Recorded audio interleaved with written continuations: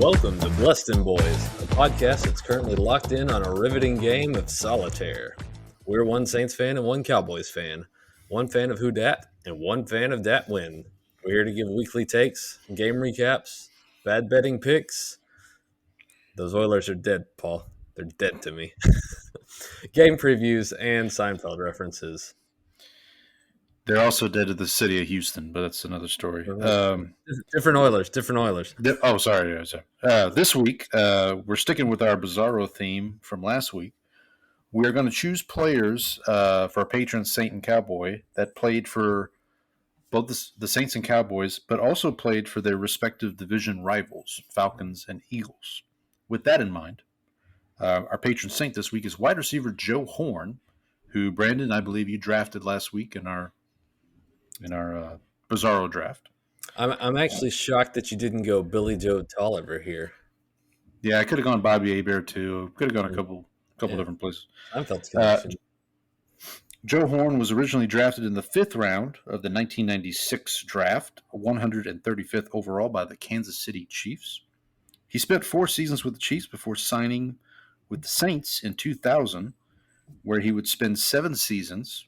And he ranks in the franchise's top 10 all-time in receptions, yards, and touchdowns. In his 7 seasons with the Saints, Horn made 4 Pro Bowl appearances. And as mentioned last week, during a 2003 Sunday Night Football game against the Giants, after scoring the second of his 4 touchdowns for that night, Horn pulled a cell phone out from underneath the goalpost with the help of teammate Michael Lewis, which drew a 15-yard unsportsmanlike penalty and a $30,000 fine. In 2007, Joe Horn signed a 4-year deal with the division rival Atlanta Falcons. He would request a trade the following year in 2008, which led to the Falcons cutting him in August of that year. From there, Horn would retire, and in 2010, Horn was selected for induction into the Saints Hall of Fame. In 2011, Horn joined a group of 11 other former NFL players in a lawsuit against the league, alleging that the league failed to properly treat head injuries in spite of prevailing medical evidence, leading to players developing effects of brain injury ranging from chronic headaches to depression. I find it ironic that a former Saints player in that year, when the Bountygate scandal broke, was in a lawsuit against the NFL for that reason. But that's just me.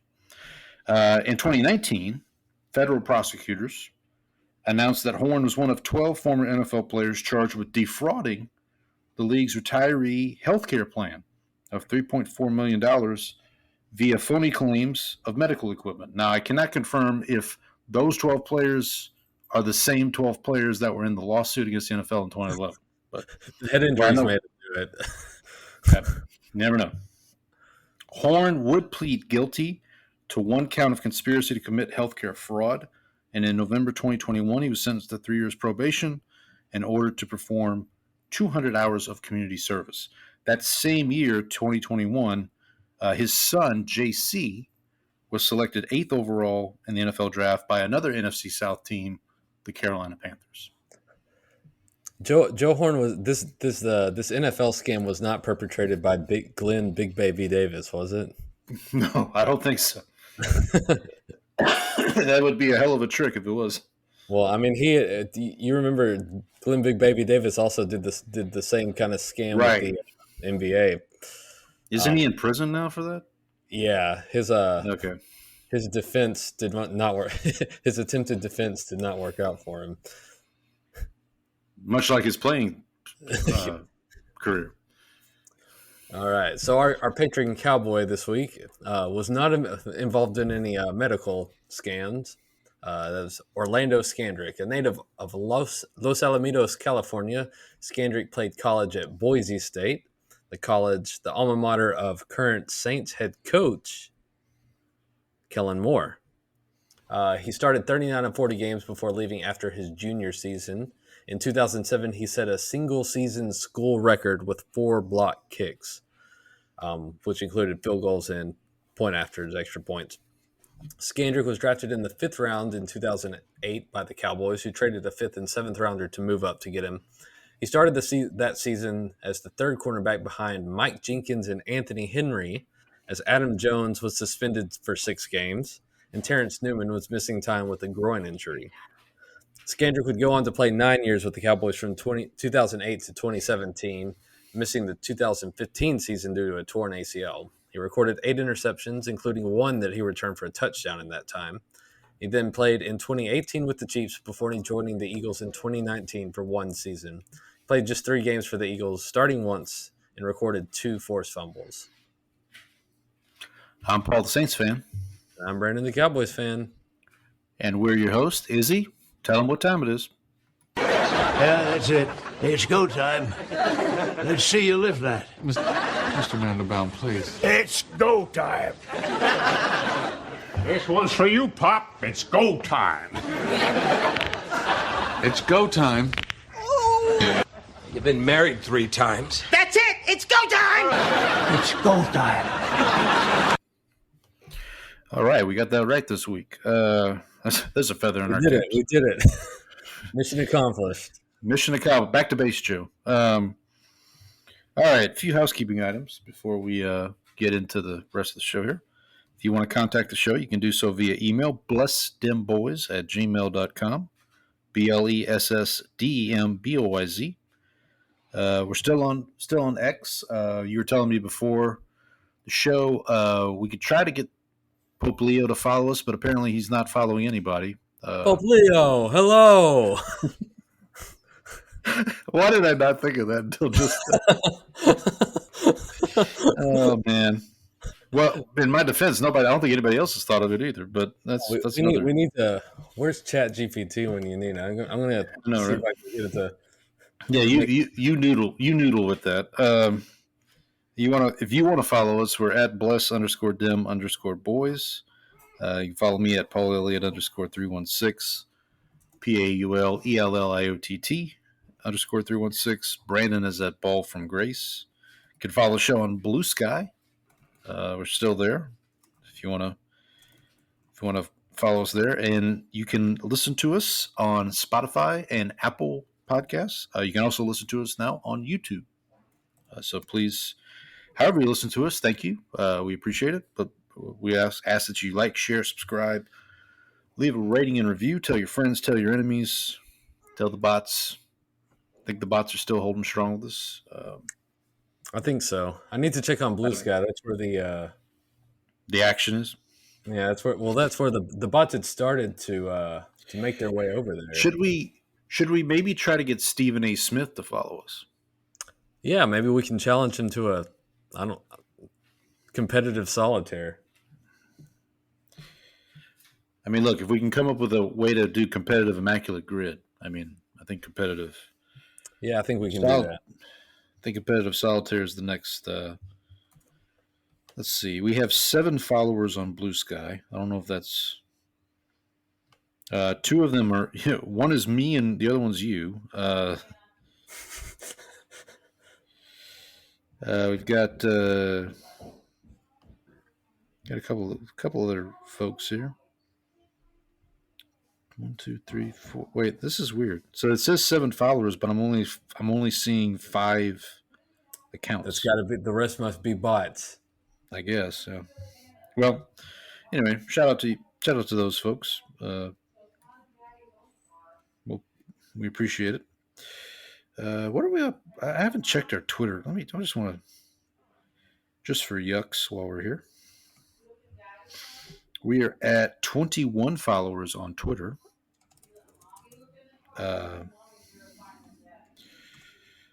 Maybe we should start following some of these folks back. Maybe that would. Yeah, we should. That would help spread the word. Of course, we got our good buddy Donnie the Broncos fan, Andy the Bears fan. A couple of folks here. Shout out to Trevor Knapp. His profile says depressed Colts and Blue Jays fan. So shout out to Trevor. Hope he's doing well. I guess he just likes blue teams. We got Ryan from Saints Block Party podcast to follow us. That's a big follow for me. Shout out to Ryan. I think Landon follows us on Twitter too. Let's see. I don't see Landon. What's his McCool BCB? Oh yeah, he does. Yeah, he does. Yeah, we follow him as well. Your friend Trang also follows us. Big Padres and Padres, Seahawks, Clippers fan. That's quite an eclectic mix. Is she? She's from okay. She lives in San Diego. So that's the Clippers were in San Diego. San Diego. As were the Rockets, actually. At one point. Yeah, I think I did know that. Yeah. And so I don't know. I don't know the story. I'll have to ask her. Maybe we can get her on at one point to talk about the Seahawks during division previews or something. Well, the Seahawks do play the Saints this year, so there we go. And get a matchup preview. I need to ask about why no Chargers. I mean, maybe it's just that she already has two pretty sad franchises. Maybe she decided that she needed one that wasn't a complete failure. So I don't know. All right. So I screwed this up last week, so let me make sure I get it right this time. We'll get into some more football, general sports talk here, but we here at Bless Dem Boyz pride ourselves on being able to discuss other things. But enough about fish. I can discuss other things, you know. All right, got that one right this week. I told you we're 2 for 2 now. 2 for 2. Yeah, we're making our way here. I blame the COVID from like a month ago or 2 months ago. You got long COVID. I got really long COVID. Brandon, what shenanigans you get up to this week? All right, I've been keeping up with the two finals that are currently on. One of them looks like it will not be on much longer, and that is the Stanley Cup Finals. The Panthers, last time I checked, a few seconds ago, were up 3-0 in Game 6, leading 3-2 in the Stanley Cup Finals. I'm not a hockey expert, but have you watched any of the Stanley Cup Finals this year?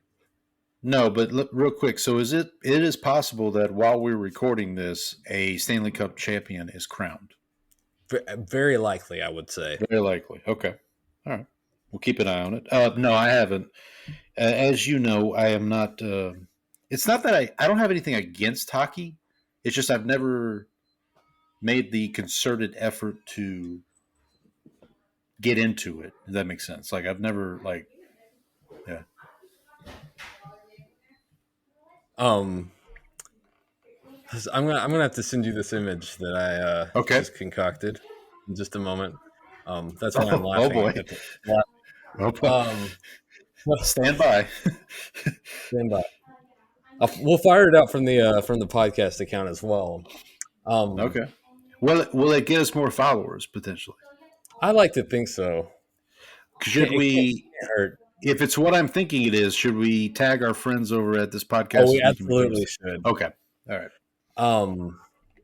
Yeah, so I've been following that. Have you watched any of the Stanley Cup Finals, Paul? No, I haven't watched any of it. Oh, okay. Well, I'm not a hockey expert, but it's felt like watching the games, it's felt like the Panthers have like been the better team like the whole series. Like I watch and I never feel like Edmonton is fully in control of things. They managed to win a couple of games, and like a lot of several of the games have gone to overtime. I think 2 or 3. But it's just never whenever Florida's been able to like take control of games and just like run Edmonton out of the building. Edmonton has kind of had to rely on just kind of like scuffling and getting into rock fights in order to win. So that's been kind of a tough watch as someone who had a financial stake in the Oilers winning it. That's a shame. It is a shame.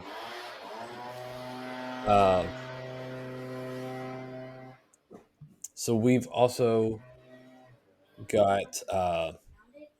So I've been watching the NBA Finals. I know you've been keeping up because it Yep. looked like I texted you last night as Oklahoma City looked like they were in the midst of another choke job. Yeah. That this has been a weird. I think for the NBA, this has probably been the best case scenario in that because on face value, it's like Thunder versus Pacers. Like, who cares? But the fact that the games have been competitive, I would say all except maybe game two.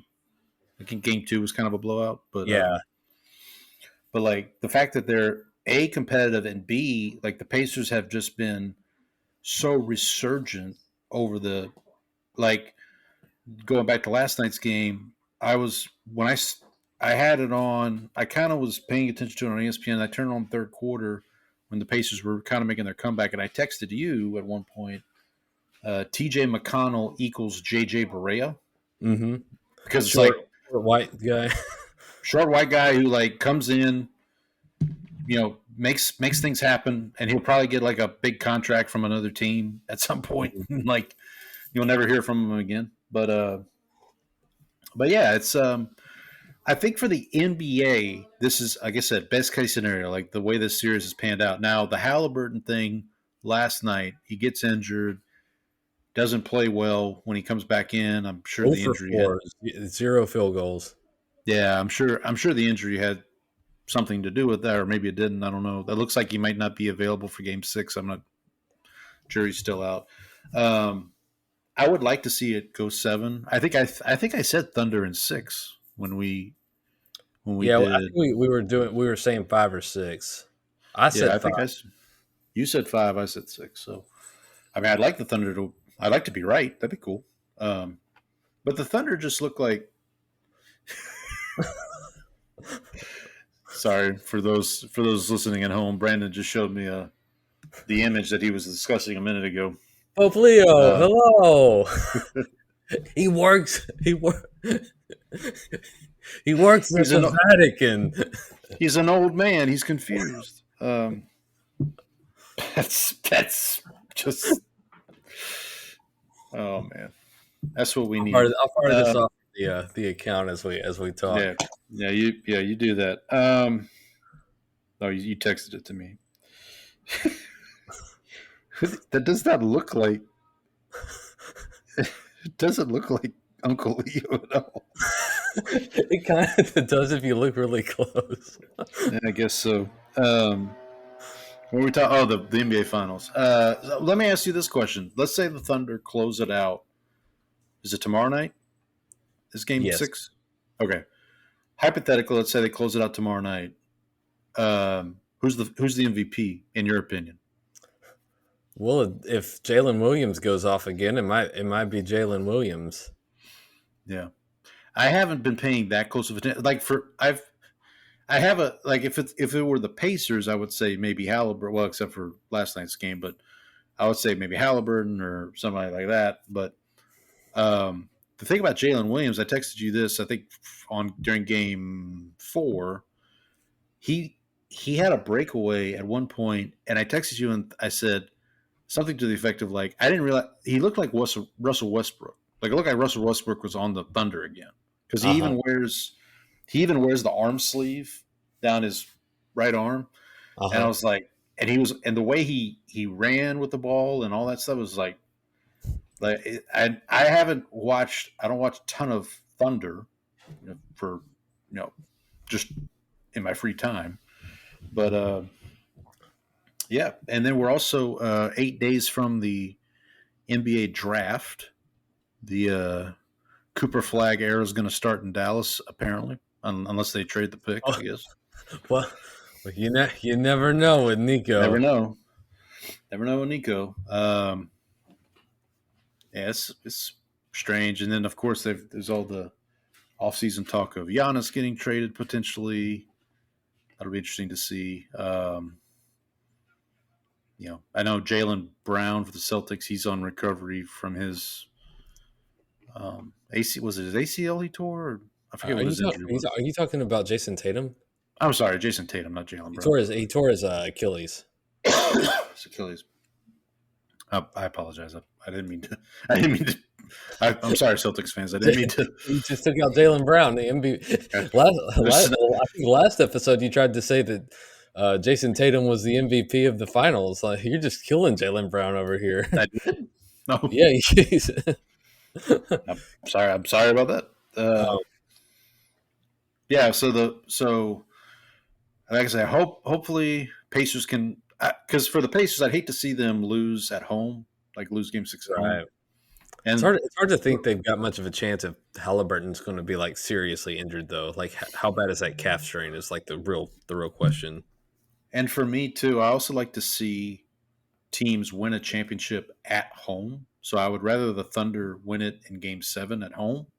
But like the Mavericks, when they won their title, it was in Miami. They won. Yeah. I think it was Game 6 in Miami. Yep. Yeah, because that was when it was 2-3-2. Right. And I mean, again, look, I'm happy the Mavericks won the title. Yeah, Obviously. I think if you had to choose between winning at home, at home, and not winning, I think you'd fair enough. winning on the road or not winning. I think there's. In fact, that it's funny that we talked about it last week because the anniversary came up between our recordings, the anniversary of them winning the title, and I totally forgot that in Game 6 when the game was over, Dirk just immediately ran to the bathroom. There's a great ESPN story called "Tears of a Crown" that ESPN did after that just kind of like went through the whole finals. It was like just a whole piece about Dirk and like how he was crying because he was so overcome with emotion from winning, and so like he just like want anyone to see him. They like his teammates had to like beg him to either like you're going to regret this if you don't come out here. Well, because he was Finals MVP, right? Yeah, I mean he was. I mean, although Jason Terry's Game 6 was like pretty epic. Like Terry was like, I think Dirk started that game really cold, and Terry was basically the one keeping them ahead, keeping them going. Yeah, and then Dirk, like in the fourth quarter, finally found his range. But like, good stuff. Yeah, like I said, my in terms of sports memories, that probably is number 2 behind the Saints winning the Super Bowl. Honestly, I've been lucky in my life. I've seen all 3 of my teams win championships: Saints, Mavericks, and Astros. So, and I got to see my college win both of my colleges win NCAA tournament games. So, I got to see UT win a national title. Your freshman year, right? Freshman year, yeah. So like my senior year of high school, we won a state title in high school, which is the only one we've ever won. And then the next year, I went to UT, and they won. They went 13-0. So yeah, that was the only thing when I was in high school. My school, I was in the band, and my school made it to like the semifinals of the playoffs, and lost to the team we lost to was a longtime rival, and they actually I think they ended up winning the state title. They went on to win the state title, so is what it is. But my school did win a state. The high school I went to did win a state title many years before I got there, but nevertheless. So I texted you one night because I skipped one of the games. I think I skipped Game 4 because you texted me and I said me and my wife watched The Usual Suspects, which I had not seen before. So that was finally rectified that. Fun fact about that movie: there's a Justified connection, by the way. Okay, well, we'll get to that in a second. But the guy who wrote that script is Christopher McQuarrie, who has since directed the last 3 Mission Impossible movies, I think. I'd have to double check that to be sure. Now, the gentleman who directed Usual Suspects is Bryan Singer, who came under some fire within the last few years for, let's just say, inappropriate behavior, Ah, and which is ironic because Kevin Spacey's in that movie, and he also was. although Kevin Spacey, I believe, has been cleared of all charges. I think so. I think so. I did watch an interview, or I saw something on YouTube. Do you know who John Bernthal is? The name sounds familiar, but you're gonna have to spell it out. You would know him from either Walking Dead or The Punisher. He's the Punisher. I've seen neither of those. Okay, So I would not know. So you wouldn't know him. Did you see King Richard, the tennis movie about the Williams sisters? I did not. Okay. Damn. Well, anyway, John Bernthal was in a movie with Kevin Spacey. It's called Baby Driver.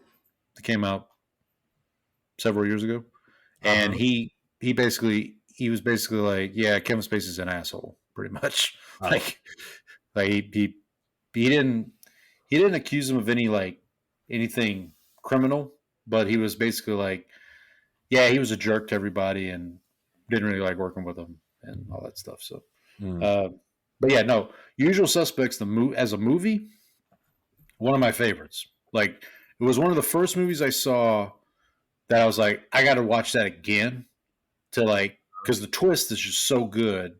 See, well, I will say, so the thing is, like, I knew that there was, like, going in, I knew there was a twist, and so I kind of like had an idea, had a suspicion, and basically, Right.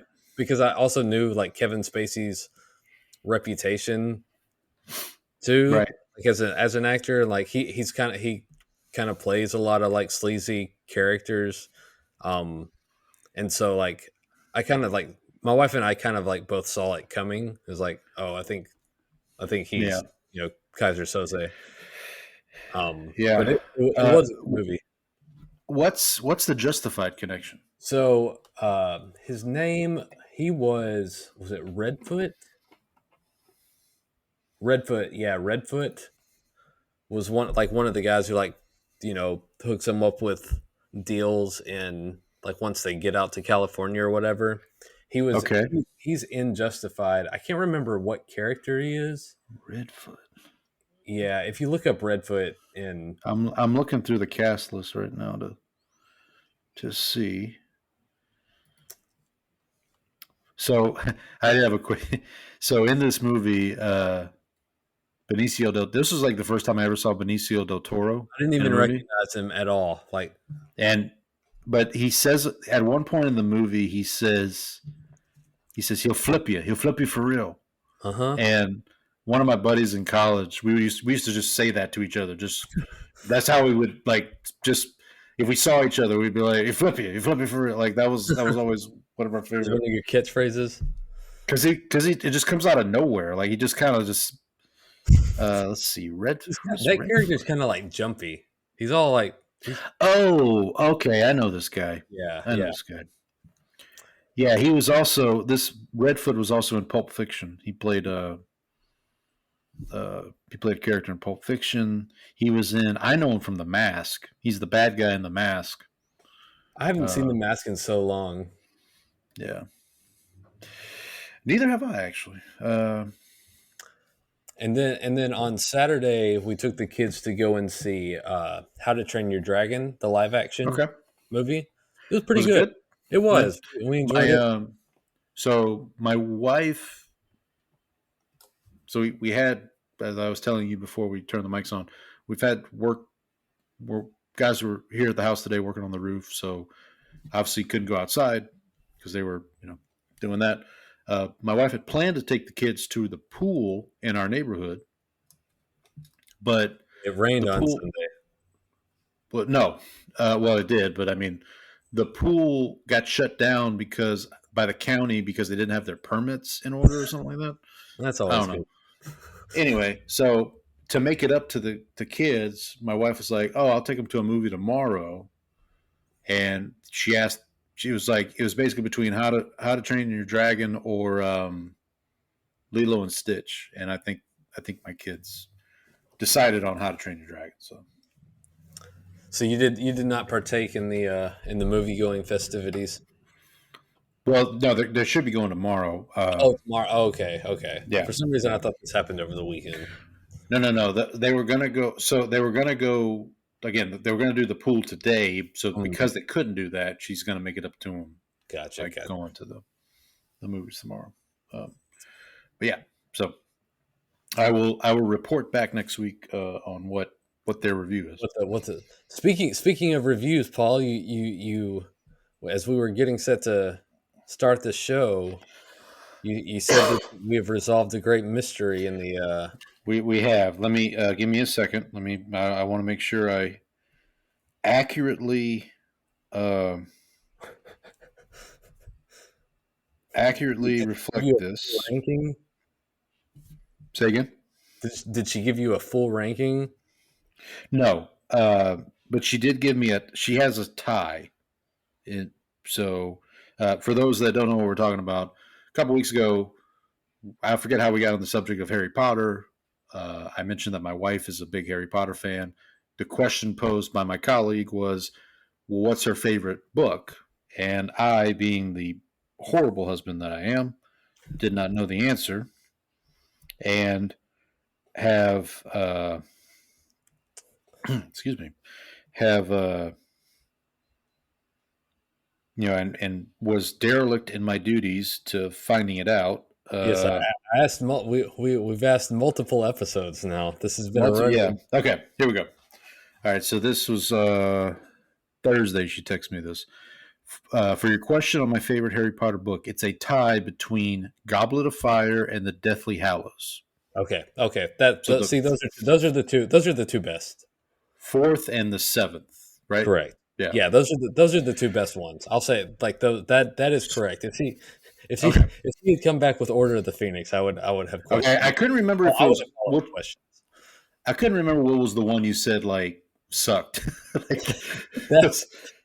So Order of the Phoenix is basically, if you ask pretty much any Harry Potter fan, I think everybody that I've ever asked hates that one. Like that least favorite book by a mile, because it's too long, and Harry is basically just a whiny little kid the entire book, and it just like goes on and on. I guess because I'm so used to the movies, because I'm trying to remember. Do you want to see it before it goes?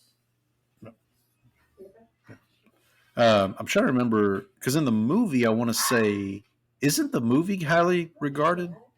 The fifth one? Yeah. I don't know. I think because what?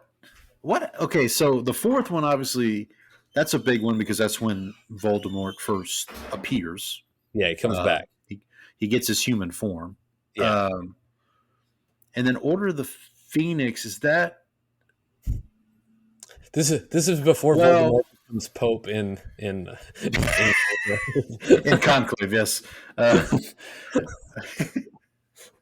And he's also appearing in 28 Years Later, coming this weekend. Gosh, the Pope got infected by the zombie virus. It's quite a twist. It's quite a twist. Yeah, man, Voldemort's been on a weird. He's had a weird story arc. Ray Fiennes, man, good, and he also was in The English Patient. If you remember, to go back to Seinfeld, that's what sent him on the downward spiral into the dark wizardry. He tried to have sex in a tub. That didn't work. So, okay, I can't remember what happens in Order of the Phoenix. I think the big thing in Order of the Phoenix is Sirius dies, right? Yes, Sirius Black. Yeah, that's the big. Gosh, spoiler alert. Okay, we need sorry. A button for spoiler alert. Yeah, we need Frank Costanza going. Still, I like to go in fresh. Oh, that's a good idea. We'll have to add that. Yeah, add that to the soundboard. Yeah. But yeah, so we've resolved that issue. I honestly don't remember reading the books. I mean, I'll go with so the summer that the seventh book came out, whatever summer that was, I was in Natchitoches, which is where I went to college, but I was not going to school. I was working, doing something. I don't remember what I was doing, and so I had time on my hands. So Nacogdoches. Correct. I was in Natchitoches, Louisiana, which is home of the Northwestern State. you know Yes. the you know the like story that's Yeah, about them. they're brothers, right? They were Yeah, and they walked different directions, and right. then apparently that story is total BS, but it's a good story. Well, it's a good story. It's a good So story. yeah, I was at Northwestern State University, and I may have been taking a class. I don't remember. I was working at the I was like a I was working at the tutoring center as a math tutor. But anyway, um, so I decided I was going to read. I would read the book and watch the movie. So like I read the first book, watched the movie. Read the second book, watched the movie. So on and so forth. And did that for. I think by that point, the I think the fifth movie was coming out that summer. Uh-huh. Order of the Phoenix was coming out that summer, and then like 2 weeks later, the seventh book was coming out. And I remember hearing stories of, and I pre-ordered the seventh book. So like me and some friends drove up to Shreveport to Books A Million at like midnight to go get it. I think Books A Million's where I got my copy of the seventh book. But I remember my friend was telling me a story like they did the same thing for the sixth book, and people were getting the book And screaming turning to the end, reading what happened, and then going through the parking lot with the window down, screaming out what happened. So, yeah. So I will not be doing that. But yeah. But yeah, I mean, yeah, that was. I want to say that might have been the summer after. I want to say the previous summer is when I watched all the Star Wars movies because Revenge of the Sith was coming out, and so I had some friends who were going to go see it, so they decided to watch Phantom Menace. So I watched that with them. They went to watch Revenge of the Sith. I went home and watched Attack of the Clones or whatever it was. So Revenge of the Sith came out in 2005. Correct, 20 years ago. Yeah. Yeah. So and Deathly Hallows came out summer 2007. Okay, so it was 2 years. Okay. Yeah. Because I remember Revenge of the Sith came out that year because the last day of school, like for seniors in high school, like it was basically nothing. So me and a bunch of friends went to the midnight showing of Revenge of the Sith, and then we just stayed out all night. Then went to this place that used to be a Kilgore staple called Big T's. It was like a old hole in the wall diner.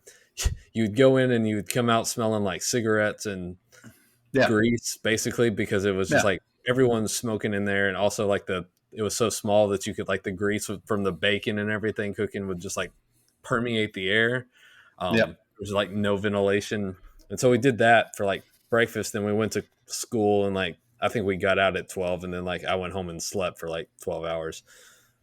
So that's what I remember to that experience with Revenge of the Sith. To be young again. Where are you at on Revenge of the Sith? Where are you at? Past 11 and not be tired the next day. Where are you at on Revenge of the Sith? Are you pro? Against? It was the best of the original that three. Yeah, that three. It was.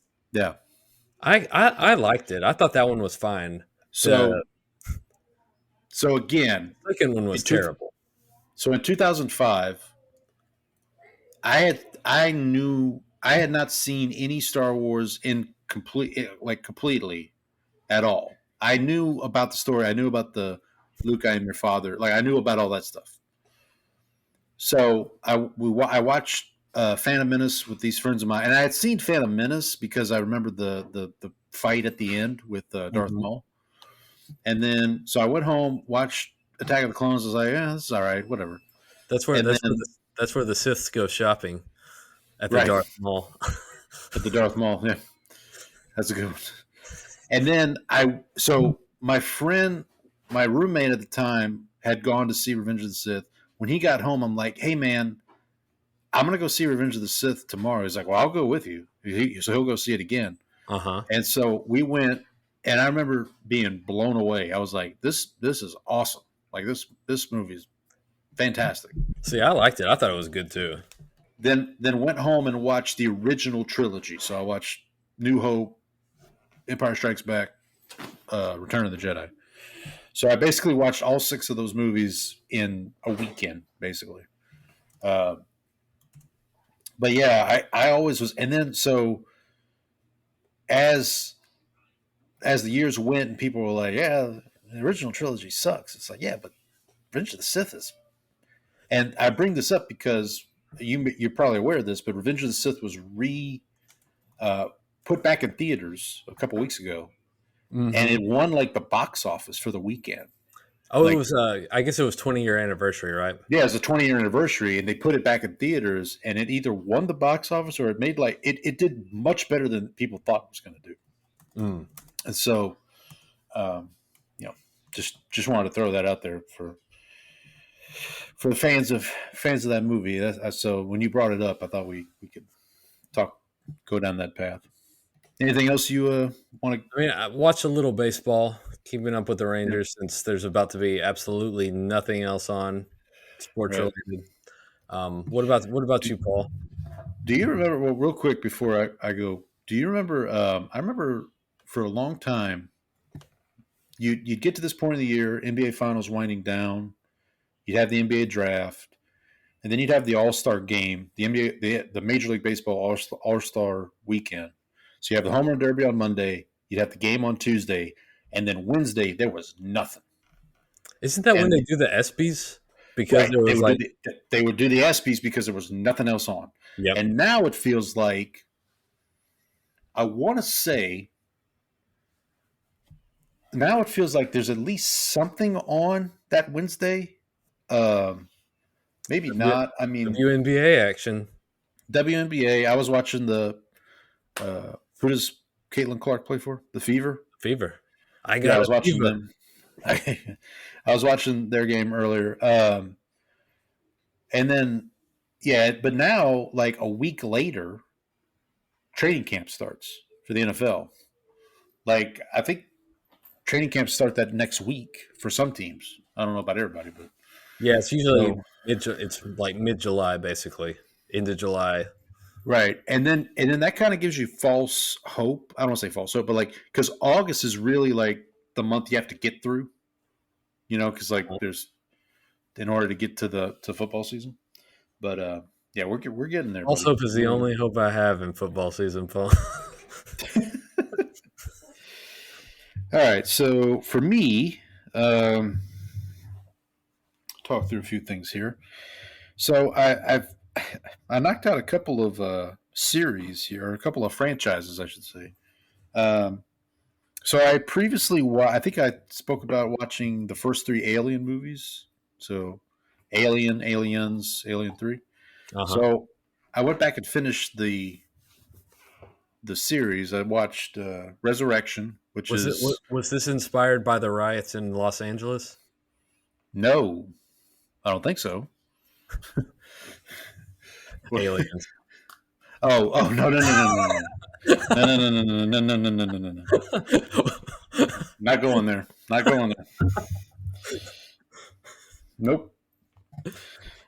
So start with work for ICE. Start with Alien Resurrection, which is the fourth. This is the 4th movie in the Ellen Ripley series. So it's Sigourney Weaver's last to date, her last film in this trilogy. And then Prometheus. I don't know if you've seen Prometheus, which is the prequel. Yes. And then Alien Covenant, which is another prequel. And then the Alien Romulus, which came out last year, which those movies are like, Prometheus is really good. If you're into like the mythology of that they kind of set up, that's really good. I think Covenant's really good too. Those 2 movies. Go ahead. Will Alien? So they have Alien Romulus. Will they have Alien Remus as well? Well, in the movie, there's 2 ships. One's the Romulus and one's Remus. Yeah. So yeah. So basically, in that movie, these like orphans of these kids live on this planet, and they're orphans because their parents were miners, who died because they were exposed to like dangerous chemicals from working in the mines. So they decide to hijack a spaceship to go up to this space station so that they can basically hijack the space station to go to a better planet. But in order to go to this better planet, it takes like 9 years to get there. So they need like cryo sleep to do it. And the space station that's been abandoned has the technology on there for cryo sleep. Well, that's the Romulus and Remus. And of course, on that space station, they run into an alien and, things ensue from there. Hilarity ensues. Right. But yeah, so I watched those films. Like I said, Prometheus, and I was really like, I had seen Prometheus before, but I forgot how good. If you are a fan of Michael Fassbender, the actor, I think Prometheus and Alien Covenant are like two of his best performances. He plays an android in Prometheus he's the android. So every Alien movie has an android, basically, that is on the mission. Are any of them paranoid? No. Okay. No, I don't. I know the reference you speak of, but okay. Yeah.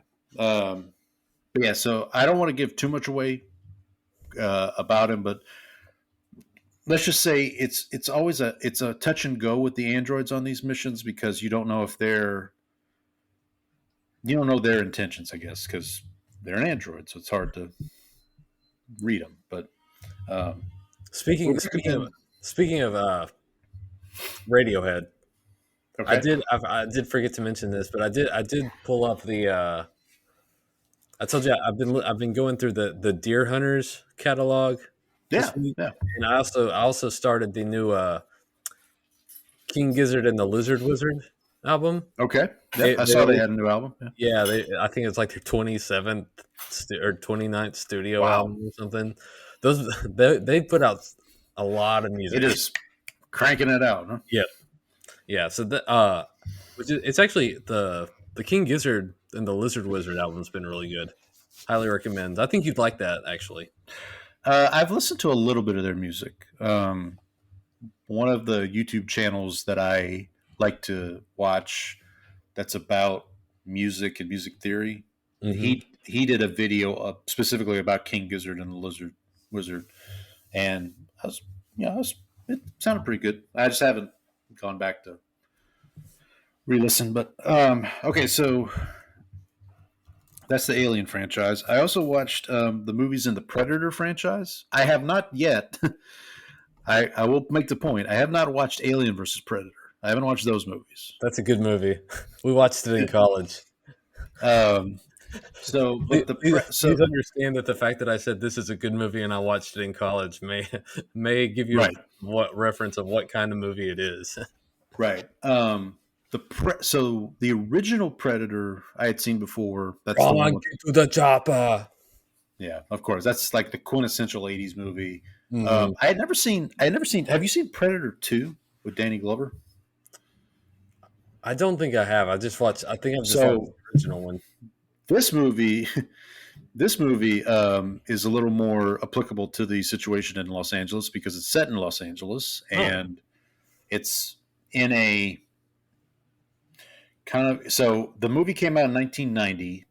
It's set in Los Angeles, 1997, where like drug gangs basically rule the streets. Danny Glover plays a cop who's, trying to. So the Predator is not Harvey Weinstein. No.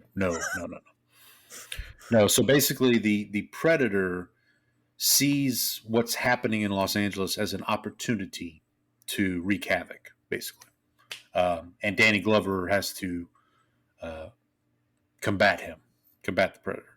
So, but it's really, I thought it was really good. I hadn't really heard a lot of people talk about it, but I mean, it's perfectly fine. Early 90s movie. Because that first one's so iconic. Right, of course. Then, so then they don't make another Predator-only movie because they make the Alien versus Predator movies. But then the next Predator-only movie is until 2010. It's called Predators, and it stars Adrian Brody and Oh, our guy, Walton Goggins, is in it. Yeah, he plays.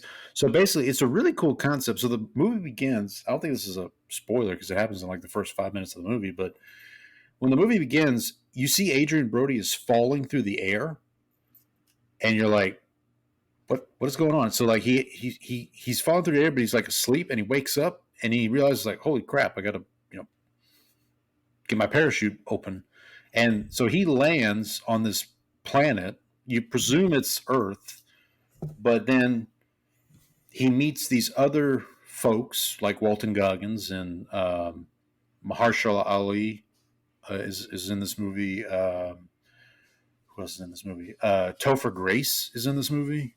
So you meet all these people, and then you realize that they're not on Earth. They're on like the Predator's planet. So basically, they've been brought to this planet so the Predator can hunt them.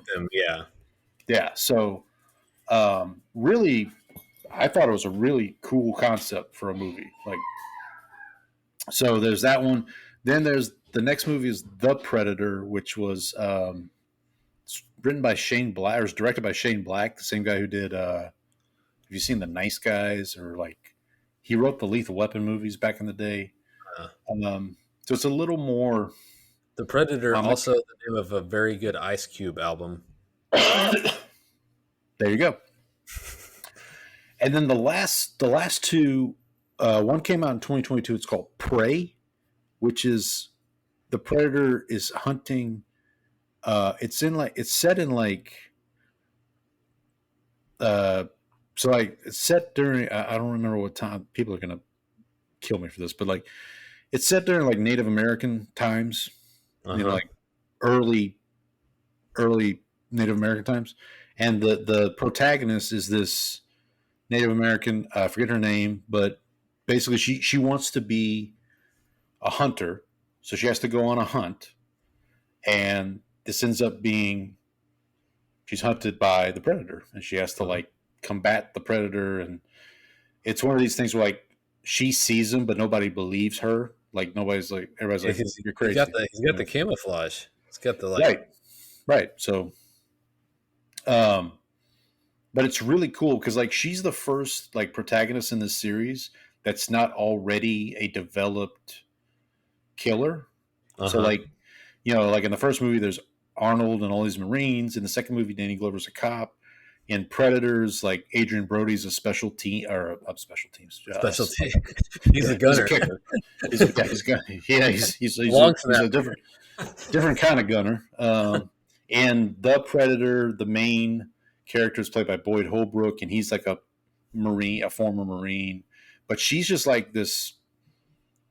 She's learning how to hunt, and she has to use what knowledge she has to kind of combat the Predator. So it's really cool.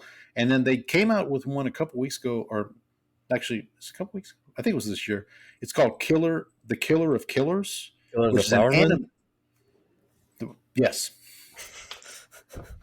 But it's an animated movie, and it's directed by the same guy that directed Prey, Dan Trachtenberg. And it's really cool. It's like an anthology story. So there's like 3 different stories that lead to like the final story. So like there's 3 separate stories that become connected at the end, if that makes sense. I don't want to give too much away, but you can check it out. I would check it out on Hulu. I was able to watch all these movies on Hulu. I think they're all available on Hulu. So check those out. Another series that I watched and I had a good time watching it was the Scream movies. Good movies. So, okay. Have you seen all of them? No, I don't think so. Okay, they've so had like more recent installments too. Correct. So there are 6 total. So there's Scream 1, 2, and 3. They all came out late 90s, early 2000s. Scream 4 came out in 2011. It's Scream 5, but they just called it Scream again. Yeah. That came out in 2022. That's the Jenna Ortega one. And then 2023 was Scream 6. And then they're working on Scream 7, I think, right now. I think they're they're developing that one. But yeah, I would say that series of movies for me is the most consistent in terms of like the worst movie and the best movie are pretty close in quality. Whereas like with the Predator franchise, like you've got the Predator, the original, which is like really good, and then the Predator, the one from like 2017, is like, man, it's That's like how. yeah. So I feel like yeah, that's how it was with like the Saw franchise, where like the first two were really good, and then the third one was like, that was, and then after that it was like, all right, we got to stop making Saw movies. But what I appreciate about the Scream movies is that at their heart, they're basically whodunits. Like they are slasher films for sure, but they are whodunits, and like I do appreciate the fact that they find ways to be clever with the reveals and with the like why they play with a lot of horror movie tropes too. Like that's one of the other things that they do really well. Right, and they also a lot of times it's not so much the who, it's the why. Right. Like because a lot of times the who is kind of easy to figure out. It's just like the more intriguing question is like, why are they doing this? So, yeah, I would recommend that. Let me pull this up. Another in that same vein, I watched kind of the B movie version of Scream, which is I Know What You Did Last Summer. That's a reboot of that is coming out. There was a trailer for it this week, actually. For Father's Day, my kids wanted to watch a movie with me, and so we watched the Minecraft movie. My kids saw that. How was it? They liked it because they like. My kids play Minecraft. I don't know. I will say, my oldest plays Minecraft. Yeah, my youngest did. I think both of them did. Both my girls did, but I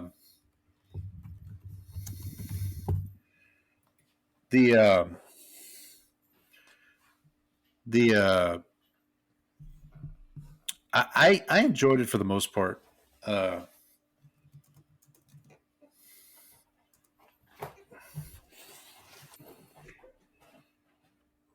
Yeah, so I did enjoy the Minecraft movie. I like Jack Black for the most part. I don't find him repulsive. Well, in small doses, right? Like, I'm not going to watch a Jack Black movie every day, probably. I have been wanting to rewatch Tropic Thunder recently, so I do want to put that on my list. But yeah, it was fine. I mean, it was I would say if you have kids, recommend watching that. Another movie that's getting a sequel here in the near future, 28 Weeks Later. So I watched 28 Days Later a couple weeks ago. Decided to watch 28 Weeks Later. I kind of like 28 Weeks Later a little better, honestly. I just like the way that they. Have you seen these movies? I've seen the first one. I don't think I ever went back and watched the rest of them though. So I don't want to give away too much, but like 28 Weeks Later, obviously it picks up the story, but the way that they advance the story is, I think, very, very clever and very. I just really enjoyed that piece of it. It's not because one of the things I liked about 28 Weeks Later was that, yeah, obviously they're zombies and they're fast zombies and all that stuff. But then you get to like the end of the movie and it's about these humans who are doing not good stuff, right? Like the last 40 minutes of that movie are, these humans who have their own ideas about how to advance society, I guess, for lack of a better phrase. Mm-hmm. Well, then in 28 Weeks Later, you it kind of goes down that same path. Well, it kind of, again, I don't want to give too much away, but it kind of has that same like path to it of like, it's almost like the next logical step, I guess, in like what would happen if this outbreak actually occurred in real life. Okay, so then let's see, you got that. I Well, watched. I have news. Okay, go ahead. The Florida Panthers are your 2025 Stanley Cup champions once again. All right. Congratulations to the Florida Panthers there. Yep. There might be an increase of Sex Panther cologne. 60% of the time, it works every time. Works every time. I rewatched The Rock, the Nicolas Cage, Sean Connery movie from late mid-90s. Mm-hmm. Have you seen this movie? It's been a long time. Been a long time. It's still good. Spoiler alert, still good. It holds up. It holds up. Yeah, absolutely. I watched so Sunday afternoon I was looking for something to watch, and there was on Max, there was a movie. It's called Cleaner. Right? Okay. The image, I read the description. It stars Daisy Ridley from we were talking about Star Wars earlier. She plays Rey in the third trilogy. Okay. Yeah, so it stars her and Clive Owen. So you know Clive Owen from Children of Men, a lot of different things. And the description, as I read it, was, this is like a Die Hard type movie. So basically, there's a group of whatever you want to call them, terrorists, domestic terror, whatever you want to call them, that take over a building, and Daisy Ridley plays this window cleaner who gets stuck outside while they take these hostages, and she has to get back in the building and help out. The way I described it after I watched it, when I wrote up a little review on Letterboxd, I called it a Die Hard Try Hard. It's basically it's trying to be Die Hard, but it's just not. It doesn't work. It doesn't work. When you said Daisy Ridley, I had to go look, because when you said Daisy Ridley, my brain went to Daisy Buchanan from The Great Gatsby, and so I thought you were talking about the actress that played her. For some reason, no. So I was had to go off and make sure that I was no, completely. I'm talking about same first name. Yeah, I was talking about Rey from the Star Wars trilogy. I wouldn't put it at the top of your list to watch for sure. Okay, so The Cleaner gets a thumbs down. Listen, it wasn't terrible. It's not the worst way to spend. It's not even a 2-hour movie. It's less than 2 hours, but I just didn't. It wasn't for me, or it wasn't my cup of tea. And then I watched 2 Batman movies. So we talked about when Val Kilmer passed away. Mm-hmm. We're talking about what to watch in honor of Val Kilmer. You mentioned Batman Forever. What I didn't realize at the time, that was the only Batman movie where Kilmer was Batman. I for some reason in my head, I thought he was Batman at least one more time, but that's not the case. George Clooney. Right, because of Batman and Robin, right. That's a bad movie. But Batman Forever, I had not seen it in. And the other reason I wanted to watch it was because it's the 30-year anniversary. They just celebrated the anniversary. So I was like, let me fire it up. It's on Max. Let me fire it up. It's not bad. It's perfectly fine. Batman Forever is fine. It's fine. Jim Carrey is going 100 miles an hour in the slow lane with his performance. He's basically just doing Ace Ventura or The Mask. He's just doing that as the Riddler, which is fine. I think Tommy Lee Jones is good. Yeah. He's, Nicole Kidman is smoking hot. Yeah. It's so. Yeah, she was all the pieces. With an Ivy, right? No. Nicole Kidman was Dr. Meridane. Okay. She was a psychologist that was. Oh no, Uma Thurman was Poison Ivy in Batman and Robin, right? Yeah, that one is. And honestly, the weakest part for me in Batman Forever is the Robin part. Like, if they had just kept Robin out of the movie, It would have been. To me, it would have been much. The other thing I should bring up is there's word on the street is that there's a director's cut of this movie where apparently they go deeper into Bruce Wayne's like psychology, because at one point in the movie, so when they introduce Robin with, like, spoiler alert, they go to the circus where Robin and his family perform, and Two-Face takes over the circus, and the Robin's family dies. Like, they all die because of Two-Face, pretty much. Yeah. That leads to Bruce Wayne to, like, kind of relive his traumatic, which everybody's familiar with that story by this point. It's only in every single Batman movie.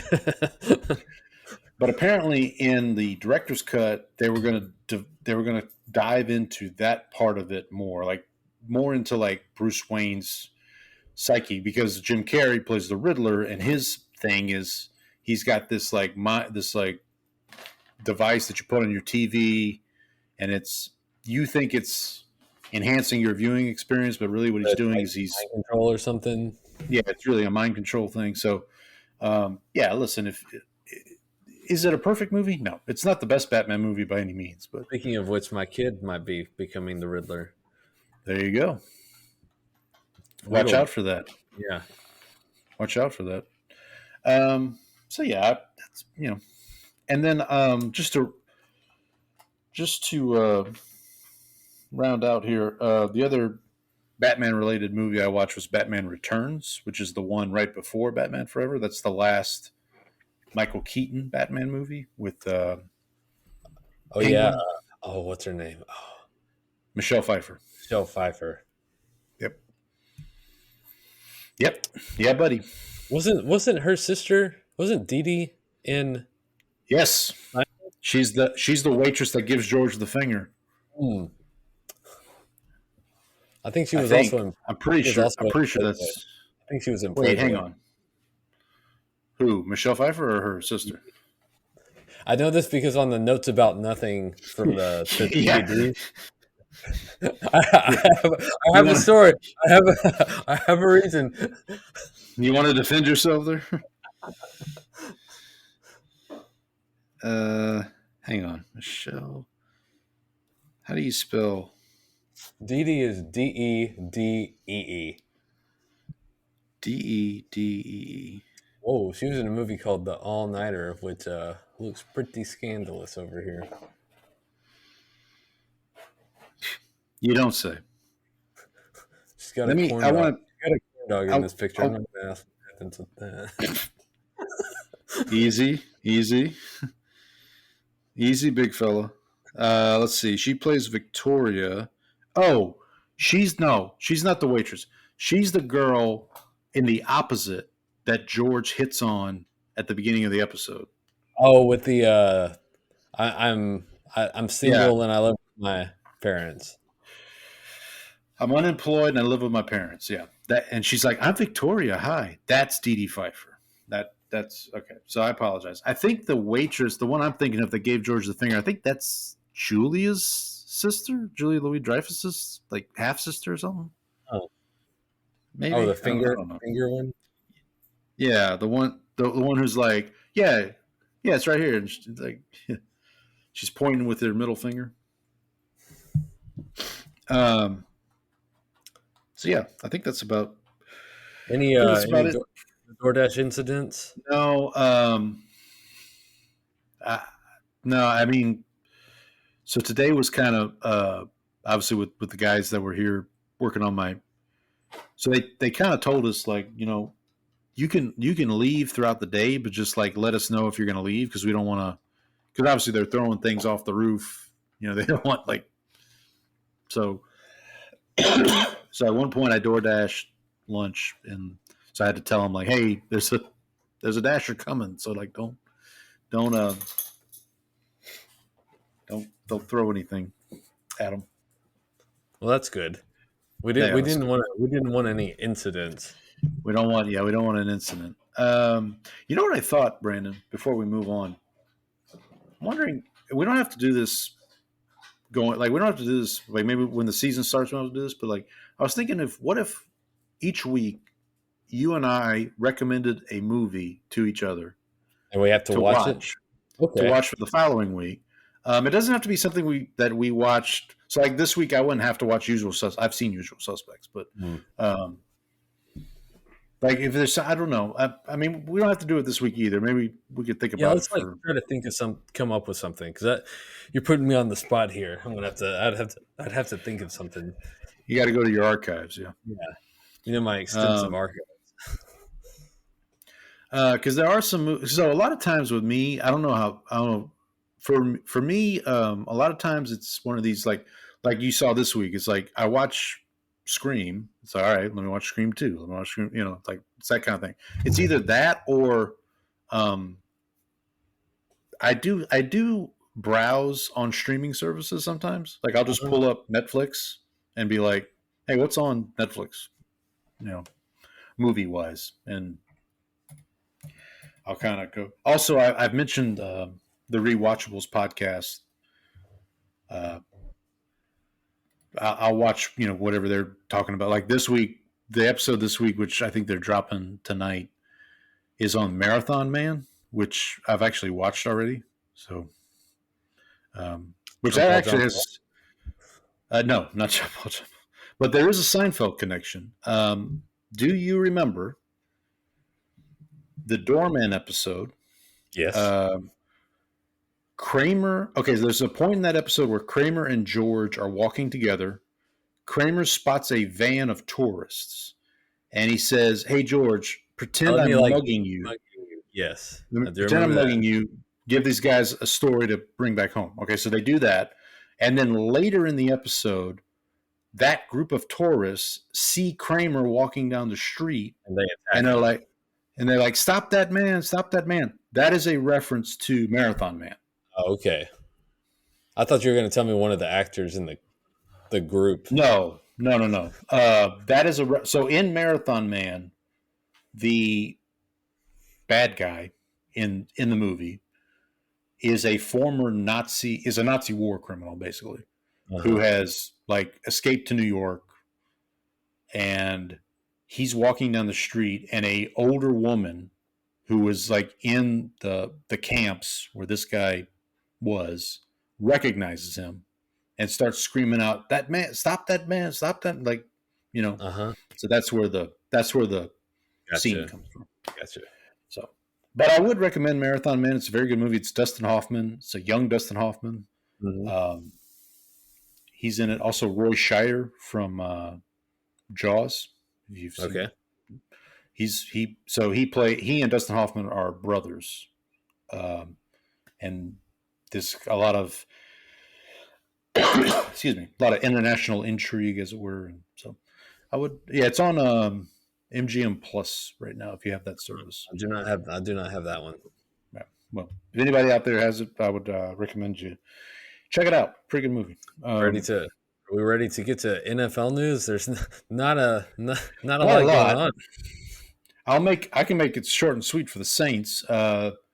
I want to say the day after we recorded last week, they signed Cam Akers, running back. Yeah, there you go. That's the missing piece. Well, I did want to bring up. So we mentioned last week that Nick Chubb signed with the Texans, and right after he signed with the Texans, I want to say it was Jeremy Fowler went on ESPN and was basically said, the Saints were in on Nick Chubb, or they were interested in Nick Chubb. And I was listening to a clip from, I mentioned Saints Block Party podcast earlier. Adam, who's Ryan's co-host on Saints Block Party podcast, he has a contact within the Saints that he'll share what news he can. And basically what he said was Chubb's decision came down to the Saints. He believes the Saints offered more money than the Texans, but Chubb basically the decision came down to him, or what the decision came down to for him, I should say, was the Texans have a better roster. than the Saints.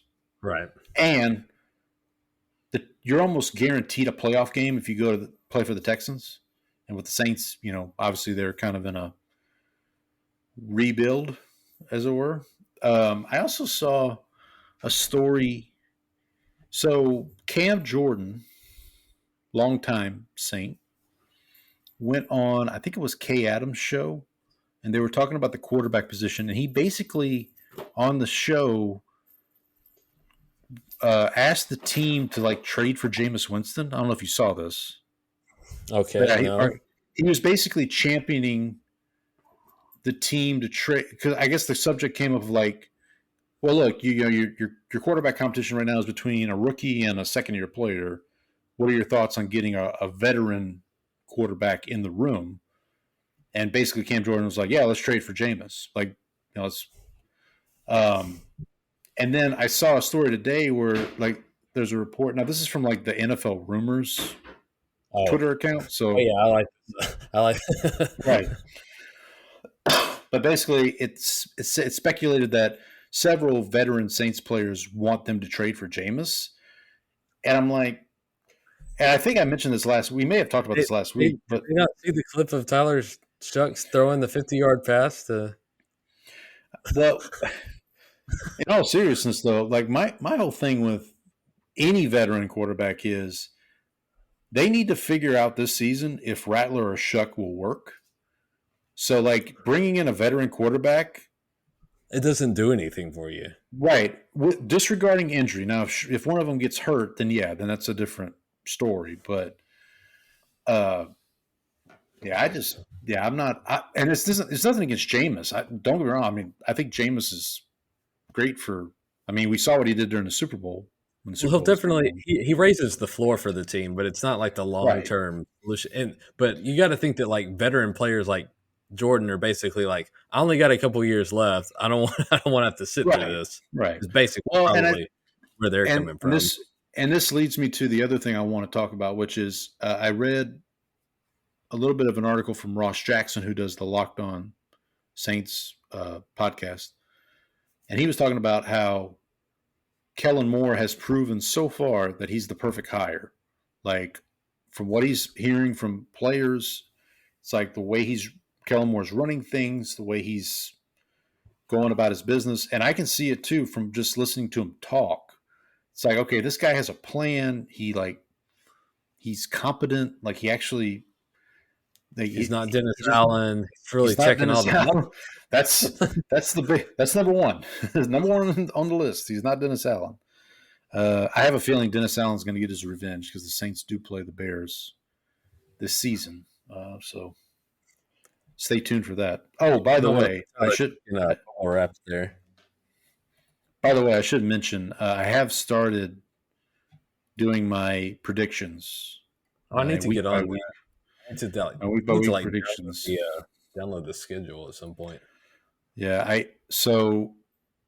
I've made a draft, and it's one of those things where I think we talked about this last year. Last year when I did it the first time through, I had the Giants going 0-17. I was like, okay, well that's not going to happen. So I had to go back.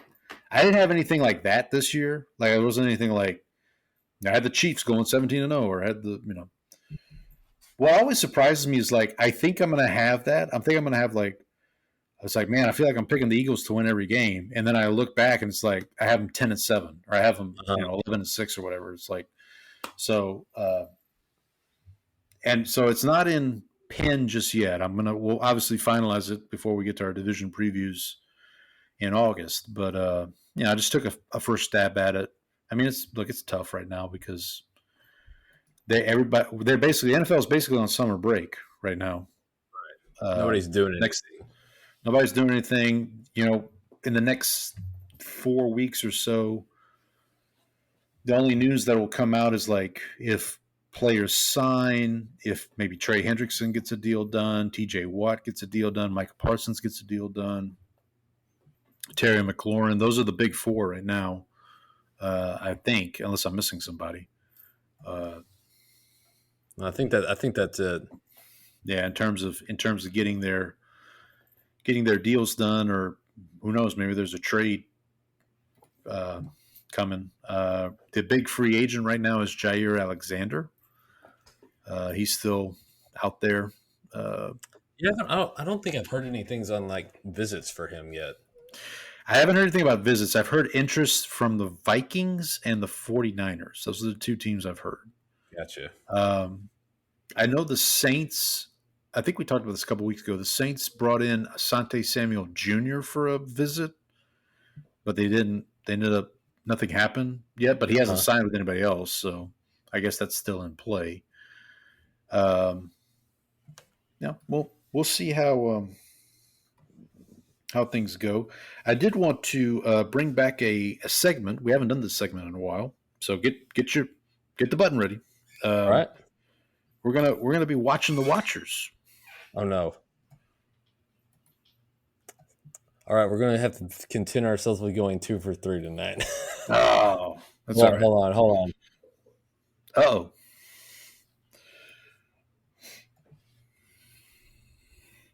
I'm watching the Watchers, Jerry. Uh-oh. There we go. There's our guy. There's Kramer. There's Kramer. Close enough. Okay, so I have this article from Pro Football Focus, and no, it's not a mock draft for 2026. Yeah, Paul suggested bringing the segment back for a week, and I said if that's a mock draft, I'm going to jump through the screen. I believe I was the. So the article this is the title, every NFL team's make or break player for the 2025 season. So we're not going to go through all the teams, but I had you, before we turn the mics on, I had you guess the Cowboys player, and you guessed it correctly. It was Mozzie Smith. Mozzie Smith, defensive interior lineman. I think you and our buddy from Locked On Cowboys talked about him when we had him on the show.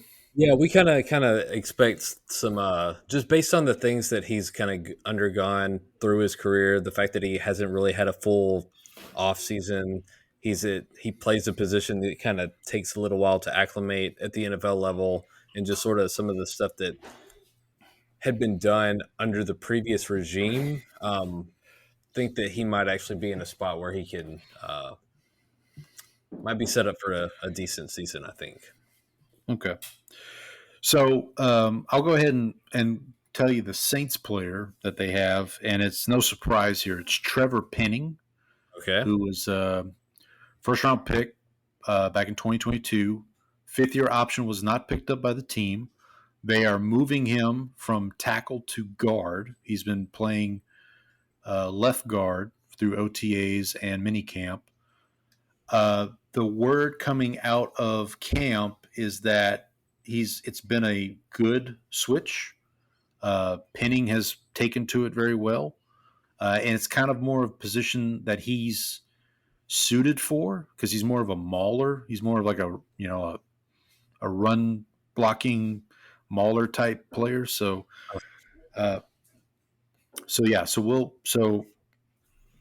fingers crossed there. Again, this is kind of a maker, as we said with this list, make or break. Like, it really is a make or break season for him. I think we talked about this before. He's definitely a player who might be playing for his livelihood, honestly, not just for playing with the Saints. All right, so I'm going to go through a couple other teams. Now, as I mentioned to you before we turn the mics on, if I'm asking you to guess the player, it's somewhat obvious. So I'm not trying to trick you here. Let's start with the Arizona Cardinals. Who do you think the Arizona Cardinals make or break player is? I'm going to guess it's Kyler Murray. That's correct. It is Kyler Murray. So Cardinals have, this is kind of the write up here. By the way, let me give credit to the author. It is Dalton Wasserman is the author here. He's on Pro Football Focus. And he writes, the Cardinals have spent the past couple of off seasons building a dynamic rushing attack and a respectable defense. Their quarterback, Kyler Murray, now just needs to find enough consistency to bring the team back into the playoff picture. Arizona won 5 of its 6 games last season in which Murray posted at least a 70 PFF passing grade. The team lost 8 of the 11 games in which he fell below that mark. So that makes sense, right? Murray's contract is tough to get out of until at least next offseason, but his performance this season could determine the future of the franchise. So yeah. So that one feels pretty obvious. Like I wasn't going to ask you, like for the Baltimore Ravens, he has guard Daniel Falil or something. Yeah, that would have been my guess. Obviously. My apologies. Yeah. How dare I doubt you? Chicago Bears. Who do you think the Chicago Bears make or break player is? I don't think it's Caleb Williams. It is Caleb Williams. Oh, really? That's a little early, isn't it? Armed with a new offensive-minded head coach, a revamped offensive line, and a plethora – I love the word plethora – of young receiving weapons, Caleb Williams is in full control of his NFL fate. While his situation last year wasn't ideal, Williams recorded a 63.5 PFF passing grade that ranked 29th out of 32 quarterbacks who took at least 300 dropbacks. Significant improvement from Williams would open endless doors for Chicago's offense. If he stumbles, there could be frustration surrounding the former first overall pick, given his supporting cast. I wonder how much of this goes into the stories that have come out about Caleb this offseason. Like, you know, he didn't want to go to the Bears. They tried to get it to where he went to, I think Minnesota was where he wanted to go. And then he was like, all right, fine, I'll go to the Bears, whatever. And then the whole thing comes up. Yeah. And then the whole thing comes out about they didn't teach him how to watch film, like all the, I don't know. So like, so that was an interesting one. I thought we talked about the Cowboys already. Indianapolis Colts. Who do you think their make or break player is? Anthony Richardson. Bingo, on the money. Even though another bullseye. Even though if what I think happens, Danny Dimes is going to be the starting quarterback week 1. So I think that at this point, given the injury, I have a hard time believing it's not Danny Dimes. I will say, not to switch platforms here, but I did look up an ESPN. ESPN put out a fantasy football like cheat sheet, and it was like top 300 players. They had Danny Dimes. What number quarterback do you think they had Danny Dimes?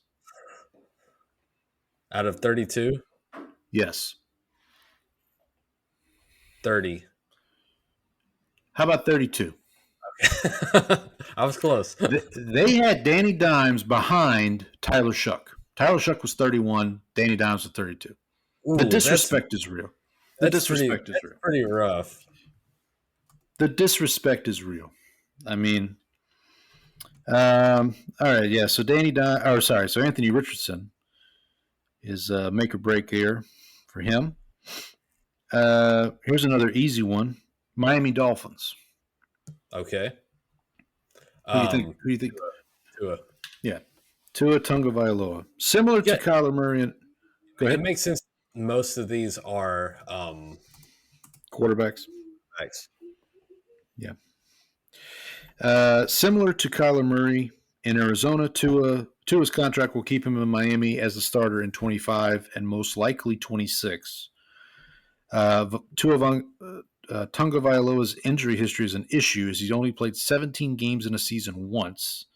And in that year, 2023, he recorded a terrific 88.6 PFF passing grade, leading Miami to the playoffs. So obviously if he stays healthy, good things happen. I think you and I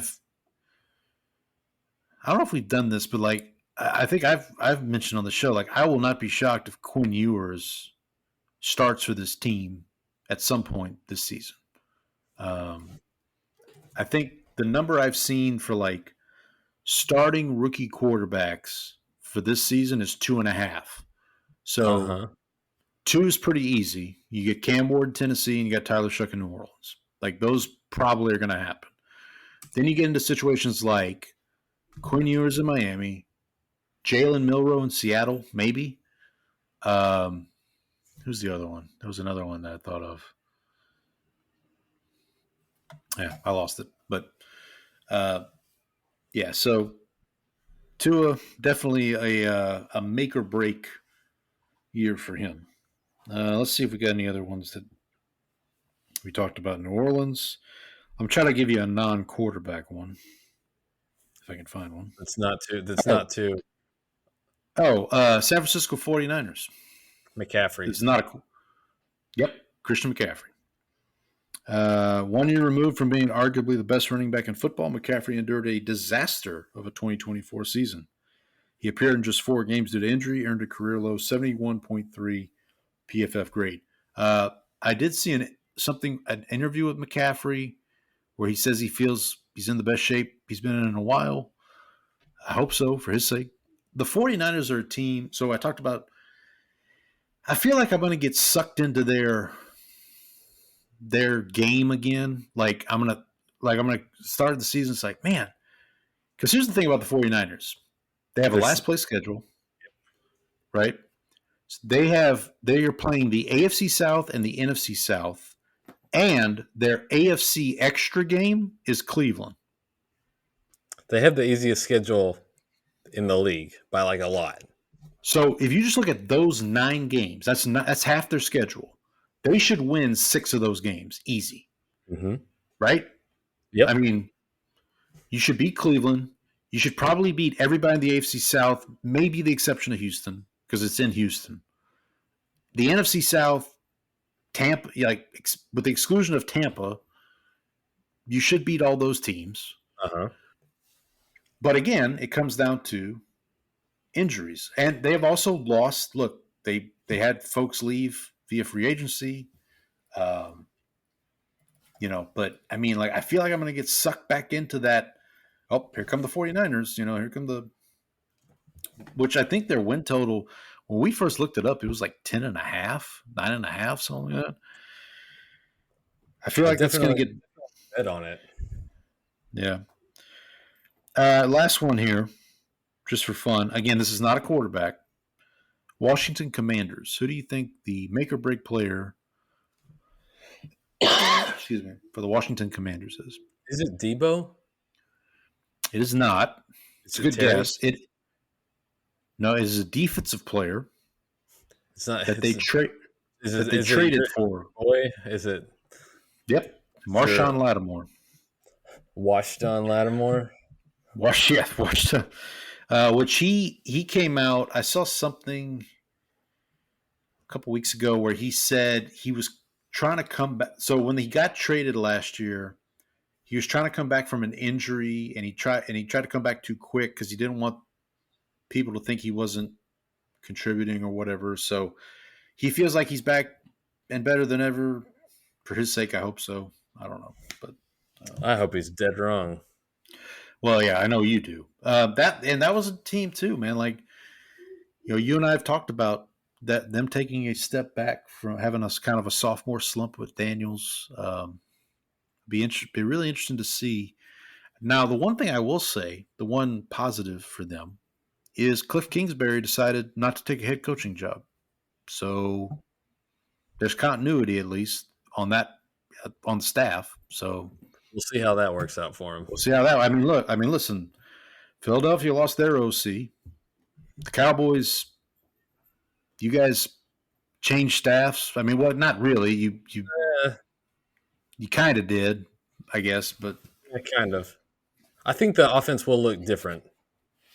Yeah, and then the Giants, the Giants kept their staff, but that might have been a mistake. Yeah, good. Which, by the way, speaking of the Giants, speaking of Jameis, I did see today where apparently Jackson Dart is QB2 going into training camp. Oh, so Jameis is the emergency quarterback. I guess. I mean, obviously Russell's the starter, but I've heard Russell's look good. For what that's worth. I mean, you talk about a hodgepodge of a quarterback division. Jalen Hurts, Dak Prescott, Jaden Daniels, and Russell Wilson. That is quite of and Dak is the only one of the 4 that's never been to an NFC Championship. Thanks, Paul. I'm just saying. look, these are facts. I can't.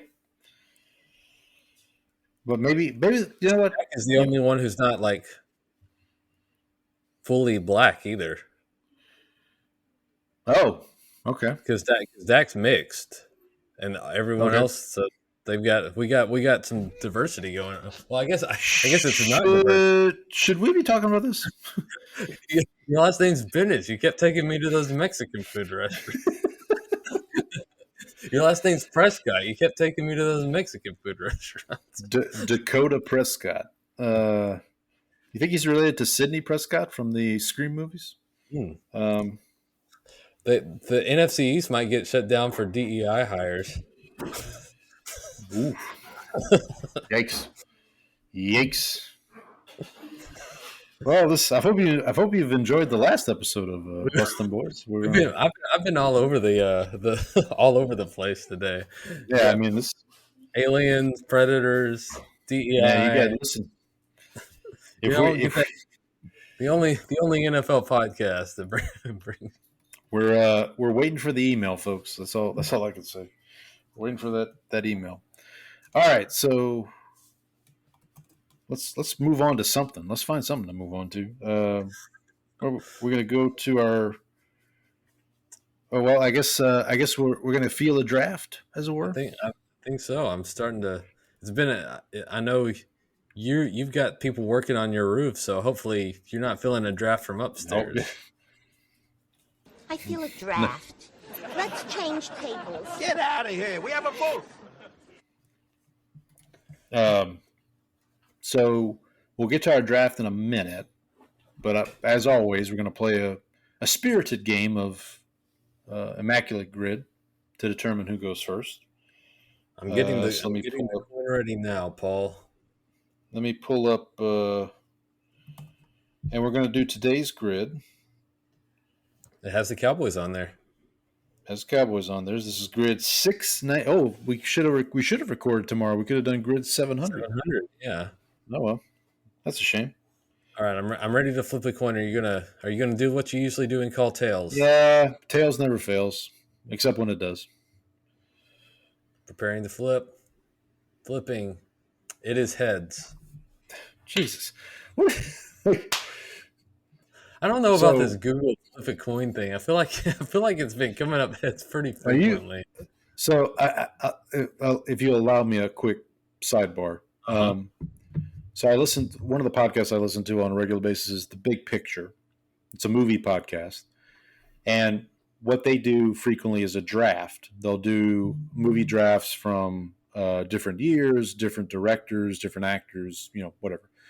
So in order to determine who goes first, they have their producer.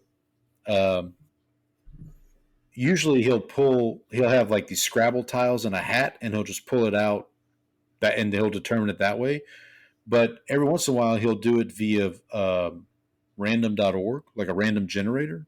Uh-huh. And one of the hosts is always like asking if he clears his cookies. Because I feel like that hampers or like like makes the process invalid basically. So the podcast that I listen to, it's a comedy podcast, and they draft just like all sorts of just random topics. They do rock, paper, scissors.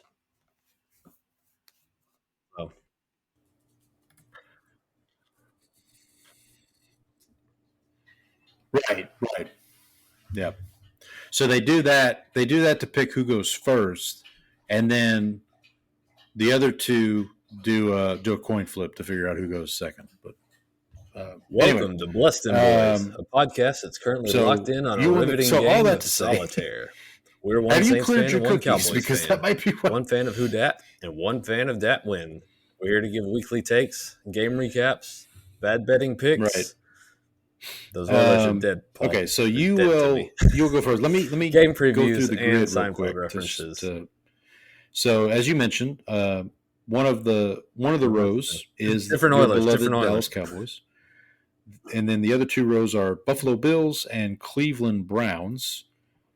On the columns, we have the Baltimore Ravens, the Houston Texans, and the category 1,000 or more yards receiving in a season. So obviously that has to be achieved with either the Cowboys, the Bills, or the Browns. So you won the toss. You will select first. I'm actually shocked that you didn't go Billy Joe Tolliver here. Okay. Yeah. Seinfeld's connection. Okay. Yep. A former, correct me if I'm wrong, but a former patron saint Cowboy of the Week, if I'm not mistaken. Okay, I'm going to go. I got to double check here. Ravens, Browns. I'm going to go with Eric. Forgive me if I mispronounce his name. Eric Ritt. That's ERRICTHRHETT. How about 0.09%? Yeah, he was a running back. He played for Tampa. I remember him as a Tampa Bay Buck, and then he played for both Cleveland and Baltimore. So that's one for our side. All right. Where am I going to go here? I'm going to go.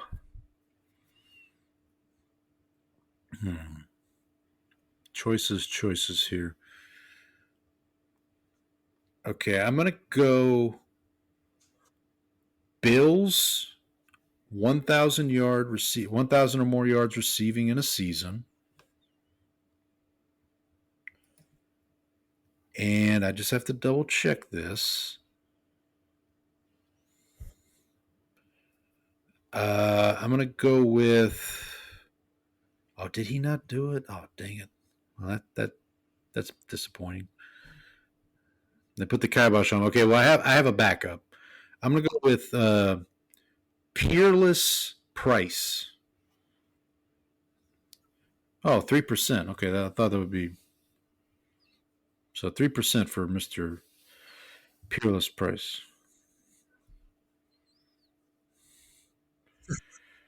For the record, I'll just say who I was going to take because he doesn't fit the category.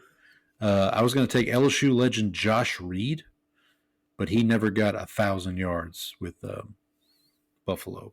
He would pass the Buffalo Bill first round draft pick criteria, but actually no, he wouldn't. I'm sorry, he was a second round draft pick. Why did I think he was a first round draft pick? What the hell's wrong with me? Joe Horn was this NFL scam was not perpetrated by Big Glenn Big Baby Davis, was it? Criteria. That's what it is. All right, buddy. Well, I mean, you remember Glenn Big Baby Davis also did the same kind of scam with the NBA. Yeah, his defense did not work. His attempted defense did not work out for him.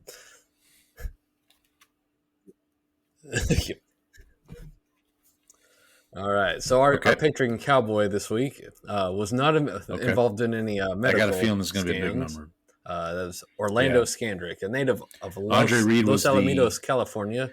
Scandrick number one receiver for those Boise State, those Bills teams that your Cowboys were defeating. Current Saints head coach Kellen Moore. He started 39 games before leaving. He did have a touchdown-saving in 2007. He set a single-season school record with 4 block kicks, which included field goals and point after extra points. Go ahead. Scandrick was drafted in the 5th round in 2008 by the Cowboys, who traded a 5th and 7th rounder to move up to get him. He started that season as the third cornerback behind Mike Jenkins and Anthony Henry, as Adam Jones was suspended for 6 games. 0.9%. And Terrence Newman was missing time with a groin injury. Okay. Scandrick would go on to play 9 years with the Cowboys from 2008 to 2017, missing the 2015 season due to a torn ACL. Okay. He recorded 8 interceptions, so including one that he returned LSU for a touchdown at that time. He then played in 2018 with the Chiefs before joining the Eagles in 2019 for 1 season. Played just 3 games for the Eagles, starting once, and recorded 2 forced fumbles. Go ahead. I'm Brandon, the Cowboys fan. Correct. 0.4%.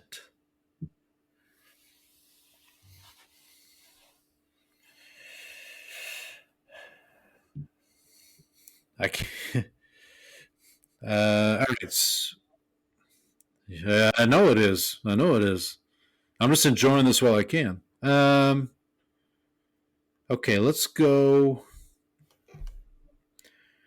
Let's do. We did it. Let's We did knock it. out Cleveland Mission Browns 1,000-yard receiver.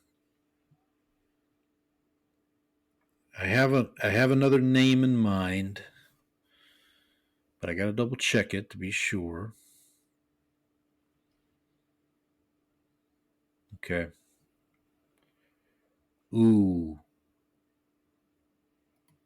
I just thought of another name. This is one of those where I don't Hello. know. There's another LSU option here, but I think it would be too many points. Okay, I'm going to go with Webster Slaughter. We need to. Where's Chat GPT when you need it? I'm going to 4%. Again, another. Man, I thought that'd be lower. Correct. Cleveland Browns 1,000-yard receiver. All right.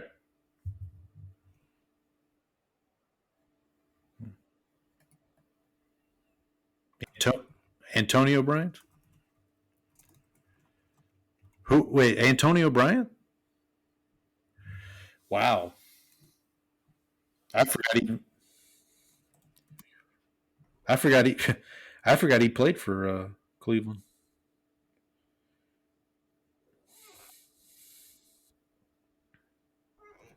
But not the Cowboys. That's true.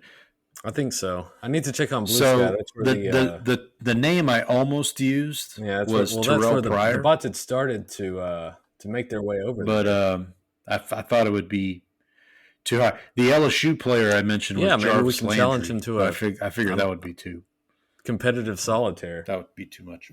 All right. So is it so that's now so it's 3-1. Back to you. Yeah, I think we can do that.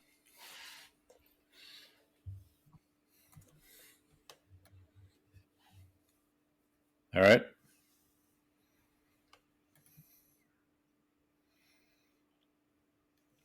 Lee Evans. Feel like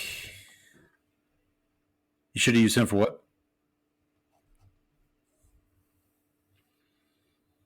Okay. There is a Saints legend I could use, but I think he's going to be too many. It's got to be. The rest must be bots. Oh.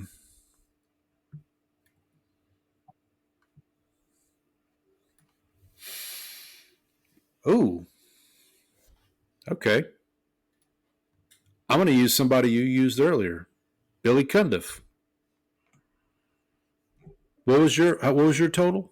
Sorry, on 6.4% for Mr. Cundiff. So that's 4-1. Yeah, we should. All right, so it's to me. It's my pick. Okay, let's go. I'm leaving the Cowboy row for you to pick. I don't want to step on your toes there. Let's go. Let's stay in the Bills row. Let's go Bill. Let's finish out that row. Let's go Bills Texans. There's an obvious choice that would be quite a number. I guess actually, there's a couple obvious choices. I think that would be quite a number of points. But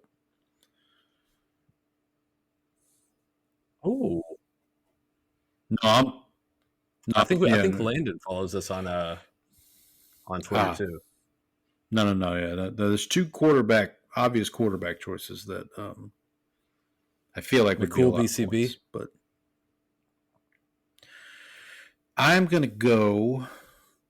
Okay, I'm gonna go. Mm-hmm. You could have actually used this person Big Padres for and Bill's 1,000-yard Padres receiver. Seahawks Clippers fan. But I'm gonna use him here. Eric Moulds. She's 1%. She lives in San Diego, so that's the Clippers were. That's That's like in San if somebody Diego. fits That's where the two Rock is, categories in a actually, row, you have to kind of figure out at which one one. point. Right. Yeah. So that's And that's so part of the trick. I don't know. I don't know the story. I'll have to ask her. Maybe we can get her on at one point to talk about the Seahawks during division previews or something. Oh,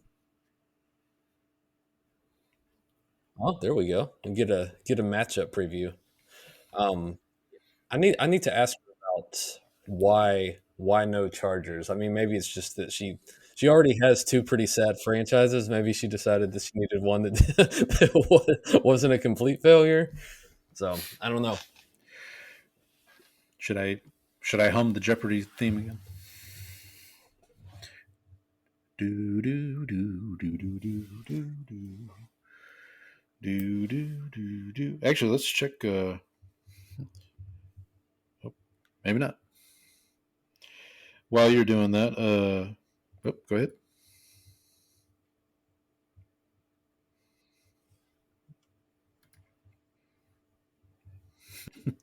We're Okay. We're 2 for 2 now.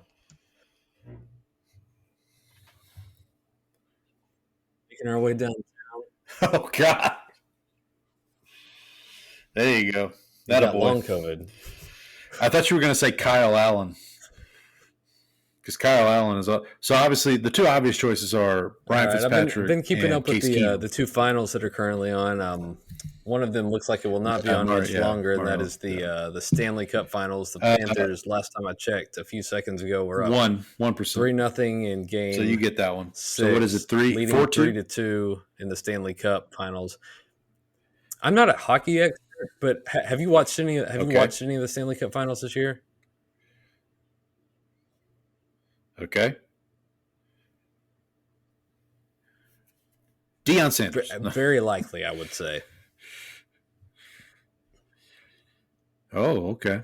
Yeah, this will be. You might be getting your mojo back here. Ooh, yeah. There's a couple. That's the Billy Cundiff column, yeah. What was the Anthony Wright number again? I'm gonna have to send you this image that I just concocted. In just a moment. There's got that's why there's I'm quite a laughing few. Okay, I'm going back to the LSU well here. We'll fire it out from the podcast account as well. The LSU, and we're going Marcus Spears. I got to make sure I pick like the right one. So. Hang on. It can't hurt. Please hold. Oh, we absolutely should. Oh, actually, this might not be the LSU well. Yeah, so I've been following that. Okay, it is. Have you watched any of the Stanley Cup Finals, Paul? For Swagoo, I believe is his.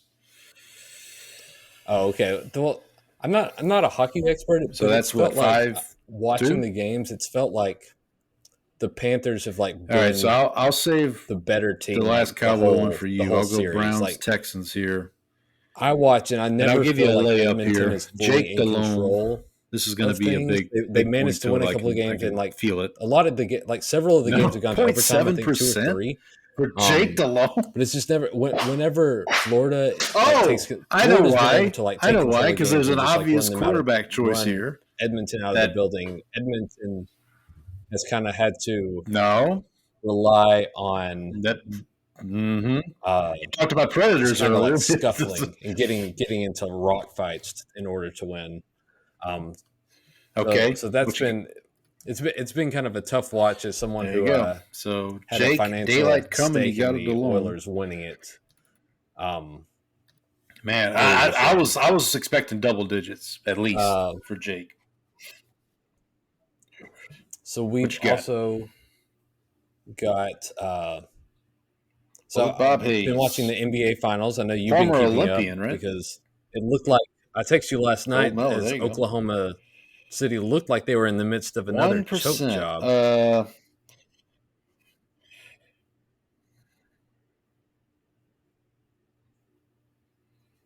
There you go. I would imagine there's not. Okay, I'm checking. I want to check a name here. Grant Hill's dad was a running back. Yeah. Calvin Hill? He was a running back, right? Okay. I thought he was a receiver for some reason. All right, buddy. I'll just go.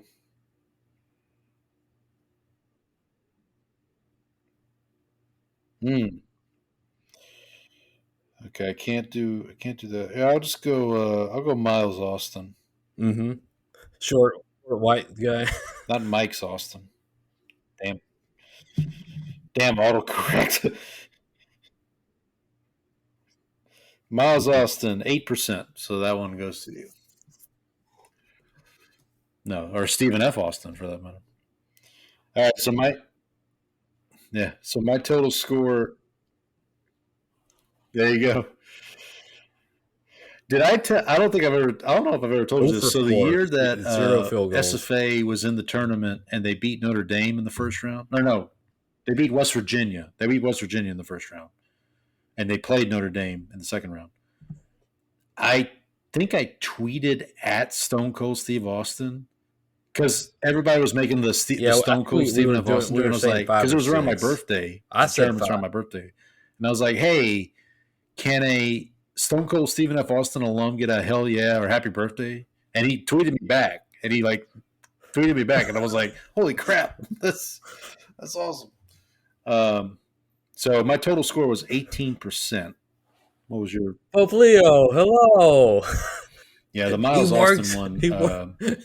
By the way, did you? He works at the Vatican. You know who would have counted for Cowboys' 1,000-yard receiver? Rocket Ishmael.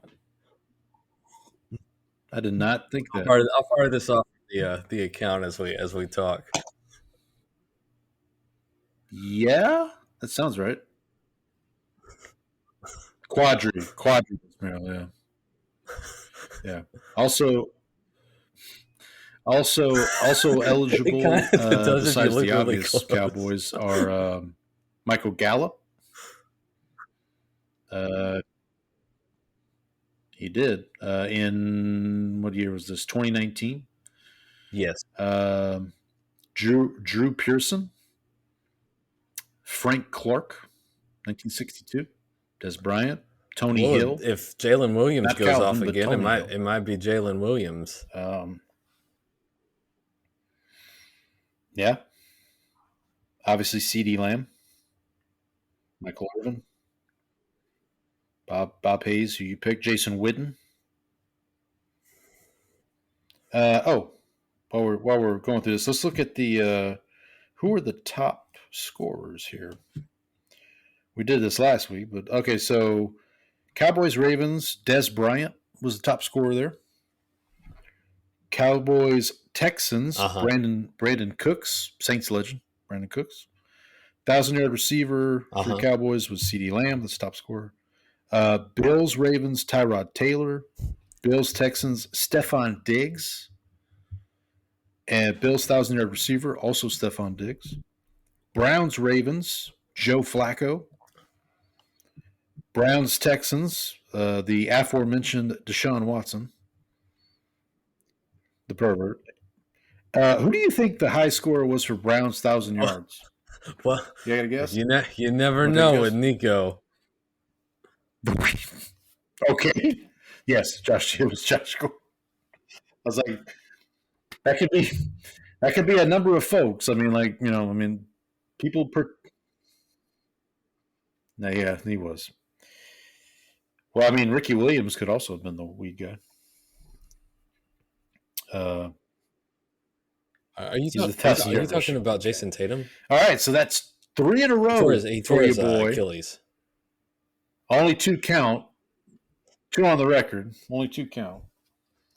Okay, so let's talk about our just took out Jaylen Brown, the MVP. So I think last episode you tried to say that Jason Tatum was the MVP of the finals. Like you're just killing Jaylen Brown over here. Yeah, okay. So you texted me and were like, any ideas? And I thought about it for a little bit. So I thought we could draft. How did I put this? Bucket list. Go ahead. Right. It's hard to think they've got much of a chance if The sports Halliburton's bucket going to be list. like seriously injured though. Like how bad is that calf strain? Is like the real question. Yeah, so I said bucket list sporting event to attend. So a long way to say a sporting event that in your lifetime you would like to attend that you haven't already attended, basically. Yeah. We'll do snake Yep. fashion. You Yeah, want to do because that was four when it was each? 2-3-2. Okay. Yeah, fair enough. Yeah, Now, I think if you had to choose I'm between going winning to at home, try winning at home, and not to winning, limit I think myself to or only one yeah, event winning on from the road or each not type. winning. So I I'm think going to there's try not to double up in a sport, if that makes sense. Like, I'll try. I didn't really. I put some thought into this. I didn't like write down anything. So for my number one pick, and I didn't really talk about this. This would have been, I guess, a couple he months ago ran now. to At this the point. bathroom. There's a great ESPN story. My dad, called, when he was live, Tears of a Crown, was a big golfer. that big ESPN golf did fan. after that to just kind We of would like watch all the major went through the tournaments whole together. finals. It was like So just for a whole me, piece about Dirk. and I don't know if he ever how attended. he, I would want to go like, to the Masters. he was crying because he was so overcome with emotion from winning. So I and would so, like, say he just Masters, want anyone to see him. They like specifically his teammates Masters had to Sunday. like beg him. They're like, "You're going to regret this if you don't come out here." That would be my number.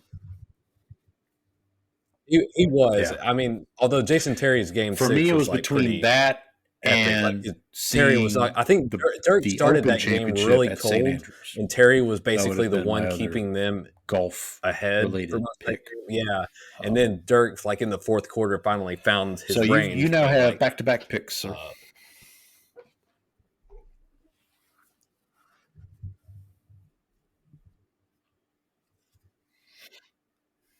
Oh yeah, yeah.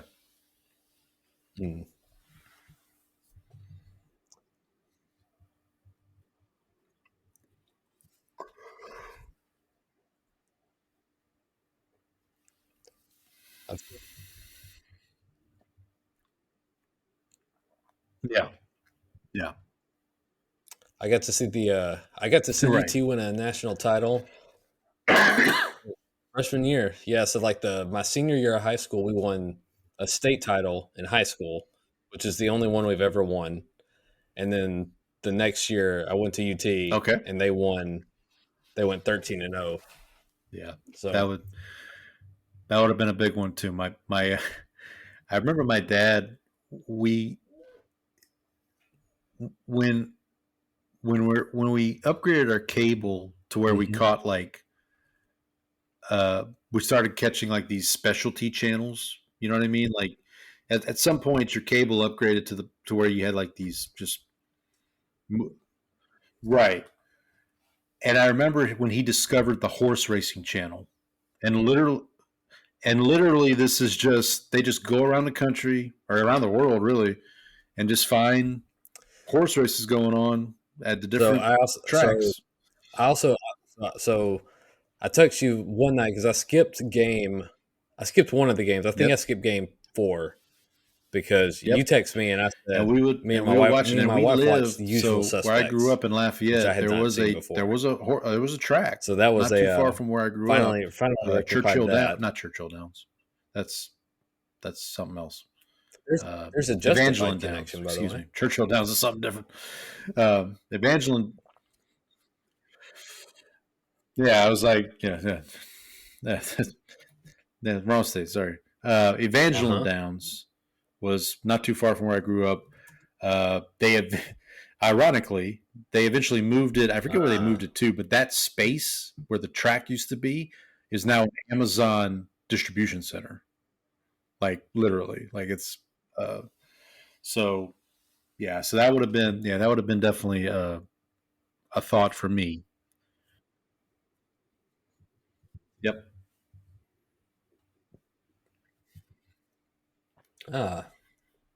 Was he? Yep. Absolutely. Although Kevin Spacey, I believe, has been cleared of all charges on his. Yeah. So, you took. I mean, from a horse racing perspective, Kentucky Derby is probably the big one. The name sounds familiar, but you're going to have to spell it out. Yeah, but I would say only if. So what's the last one? Belmont? Is Belmont or is it I've Preakness? seen neither of those, so I would not know from there. So I was gonna say I would say Belmont if there was a chance for a Triple Crown winner, like if someone I had did not. already won the first 2 legs. But I'm not going to go that direction. Okay, I'm going to go. Let's go to baseball. And I'm going to go to. This might sound cheesy, but I'll go with just a game at Wrigley Field, like just to take any game at Wrigley Field. I mean, I guess if it was Astros, that would be better, but you know.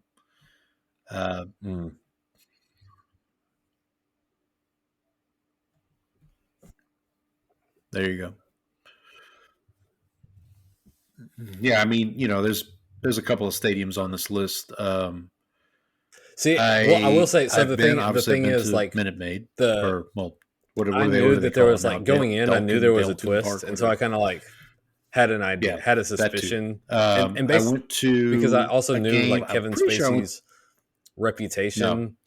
I'm pretty sure I went to a game at the because old as an actor, like Arlington. he kind of plays a lot of like sleazy characters at some point. And so like I kind of like my wife and I kind of like both saw it coming. Past like, the new Yankee Stadium. I think so he's not Kaiser not Soze. the old one that George worked at. It was a good movie back in the day, but the newer one. When my wife and I went to New York. His name was 2011. Redfoot? Yeah, it must have been 2011 because we had just gotten married. Redfoot, Redfoot, and we were able to. And it was one of the guys who like hooks them up with and we got to deals walk. We didn't go in the stadium. Once they get out to California or whatever.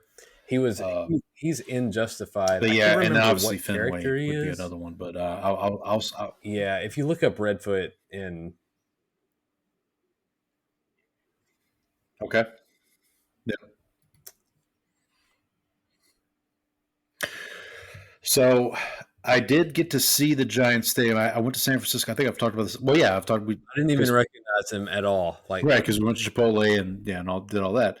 But when I went for that conference, my boss, my coworker and I were staying in a hotel closer to the venues. My boss got her hotel, because she found out she was going later than we did. One of your catchphrases. So she had to get a different hotel, and that hotel just happened to be right by the Giants Park, the new that park. character's kind of like jumpy. Oracle Park. He's all like. So she could actually see from her hotel room the Giants ballpark, which is pretty cool. So yeah, I'll go game at Wrigley,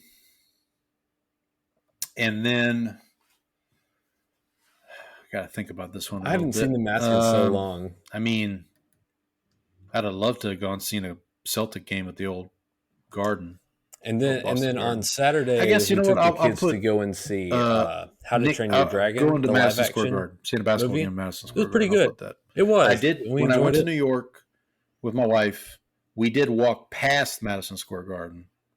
I remember that was one of the first things.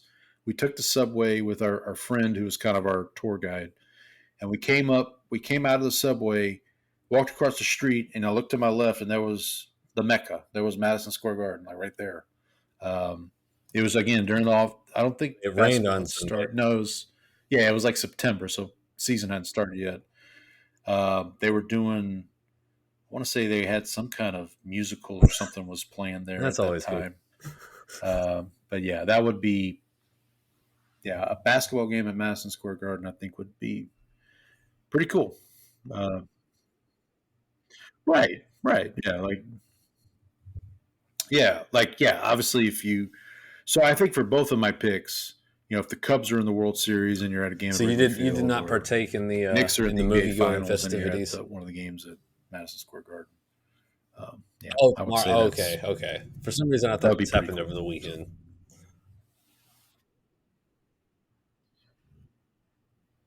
Okay. Gotcha.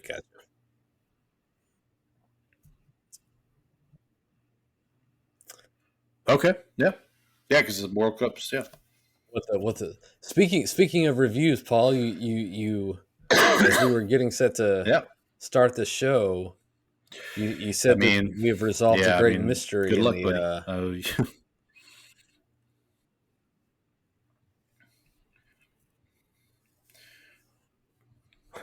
Maybe George or Kramer is going to be scalping them out front. Ranking? Yeah. Did she give you a full ranking?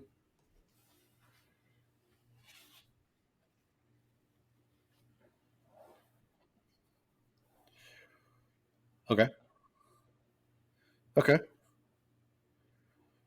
Yeah. Yeah.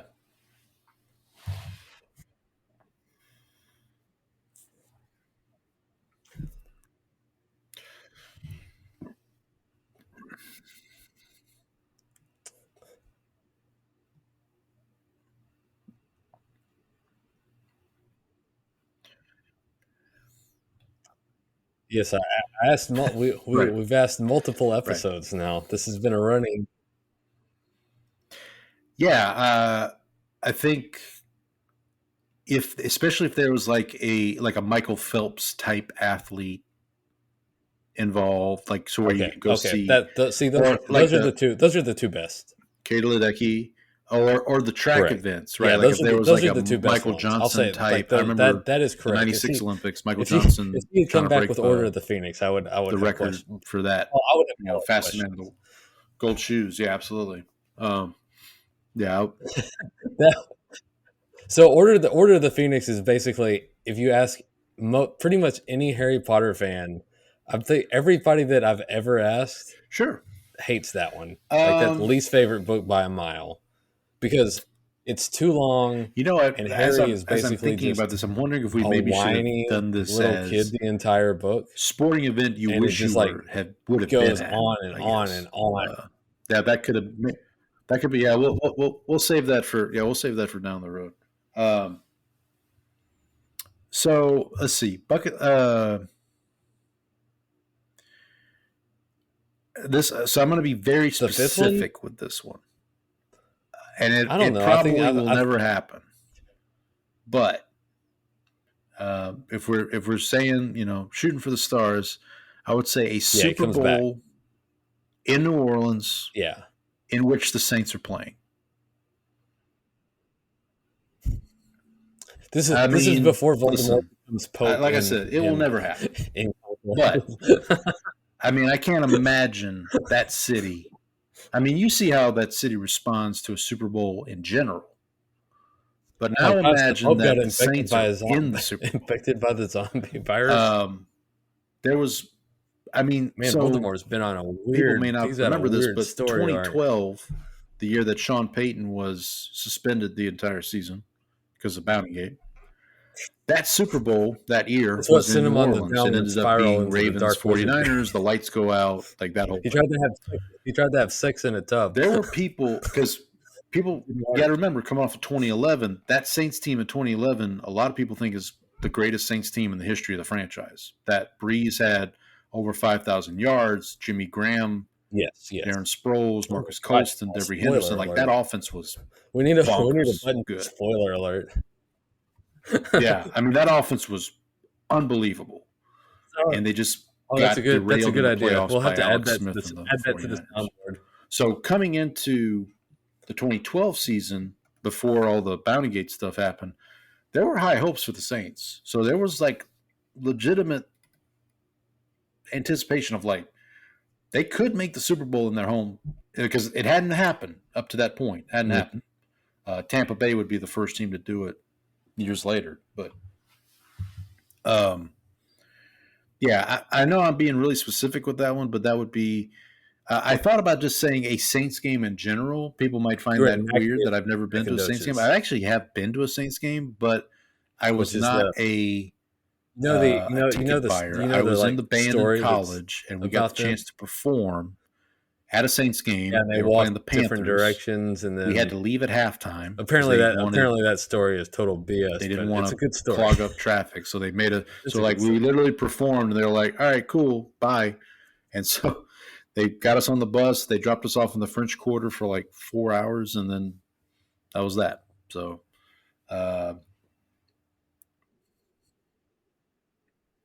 Yeah.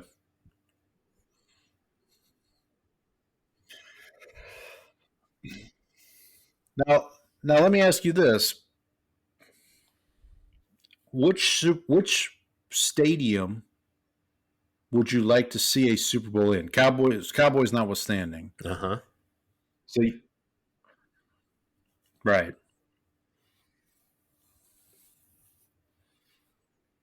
I don't think there's many like honestly, if I was going to change my answer, I'm not changing my answer. But I just thought of. I think Books and I think Millions where I seeing a got my game in copy of the Lambeau seventh Field book. would be pretty cool.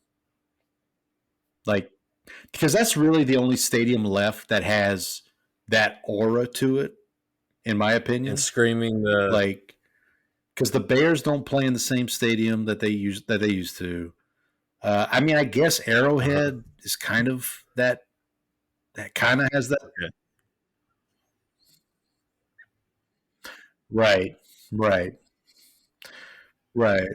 I mean, I'm just thinking of stadiums that have that historical, aura to them. I mean, that's really I mean, maybe Mile High, but that's another one where like it has to be cold. Right. And then like the 49ers don't play in Candlestick anymore, so that's out. So Revenge of the Sith came out in 2005. Oof. Yeah, so yeah. and Deathly Hallows came out 2000. Or look in the summer pool and see 2007. somebody with no clothes on. Yeah, because I remember that might be a cheap Revenge throw. of the Sith I've came been out to that year. I've been in the like Tampa Bay Buccaneers Stadium. The Raymond last day James. of school, That's like for seniors in high school. Yeah, well, I was there for a college football. It was basically game, nothing. So me and a bunch of friends went to the midnight showing of Revenge of the Sith, and then we just like stayed out all night. Then like went to that would we went to now that, this that place that's a party. that used to be sure. a Kilgore staple called Big T's. Maybe the Steelers. It was like but like the Steelers, old, but the Heinz hole in the Field wall diner is not. You'd go in and you'd come out Three smelling River like Stadium, cigarettes, which was the old stadium, grease, basically, because it was just like everyone's smoking in there. Also, like it was so small that you could like the grease from the bacon and everything cooking would just like permeate the air. There's like no ventilation, and so we did that for like breakfast. Then we went to school, and like I think we got out at 12, and then like I went home and slept for like 12 hours. So that's what I remember that experience with Revenge of the Sith. I don't know. I could stay out. I could stay past 11 and not be tired the next day. Real quick update here. While you were at one point during the it was the best Grid, of the the original debating on your choice. That 3 it was. I just pulled up the Astros score. I liked it. I thought that one was fine. The 11-0 Astros in the bottom of the terrible. 7th. Oh, and guess who's on to pitch for the Astros right now?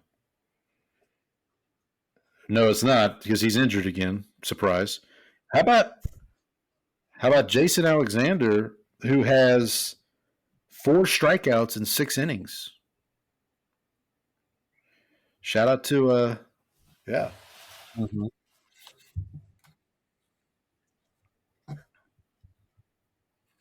That's where the Siths go shopping at the dark mall. I thought you were going to say go. I thought you were going to say go to Wembley Stadium.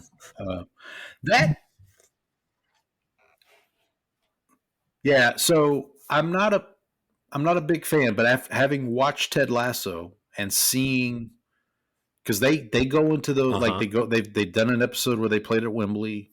That would be pretty cool to like find one of those teams that has a very diehard fan base and just, see one of those games like.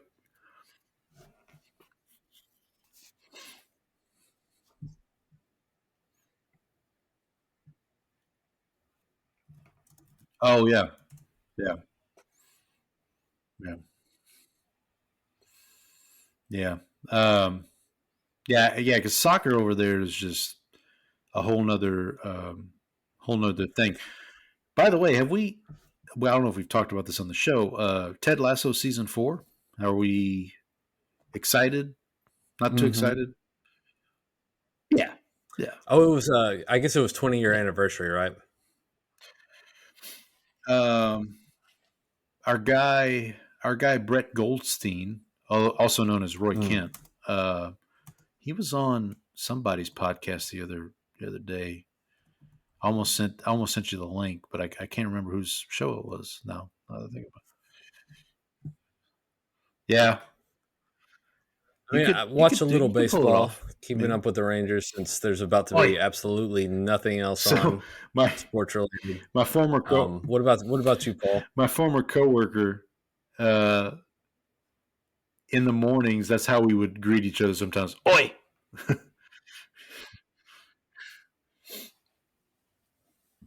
The Roy Kent, man.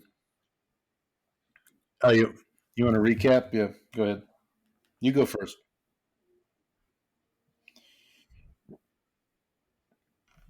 Okay. Isn't that when they do the ESPYs? Because there was like, yeah, I'll recap. I'll recap real quick. So I took the Masters, attending the Masters, specifically Masters Sunday, but yeah. Then I took a game in Wrigley Field. I took a basketball game at Madison Square Garden. And then I went really pie in the sky and said, "Fever." A Super Bowl in New Orleans in which the Saints are playing. What about you, Brandon?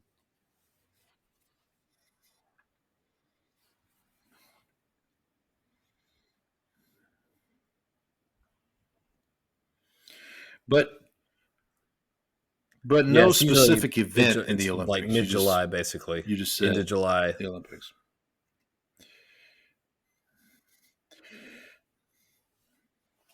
Okay, let's bookmark that. There you go. I was going to say curling. Also, let's the only hope I have that idea of a draft, historical sporting event that you wish you were at. So let's keep that one in the back of our minds there. All right, so we're gonna. I guess that we'll call it there for this week. We'll see what we got on the slate next week. Like I said, the NFL's kind of in a summer break, as it were, but we've got some ideas percolating. I think got a couple maybe live watch-alongs that we can do. I know we had. Was this inspired by the riots in Los Angeles? As a live watch-along. Aliens. I don't know. Well, maybe we can work that out, or we could maybe find a historical home run derby on YouTube.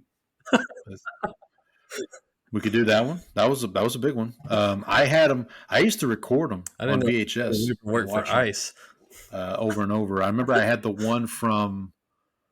It was at the ballpark in Arlington. I think Frank Thomas won it. I want to say it was 93.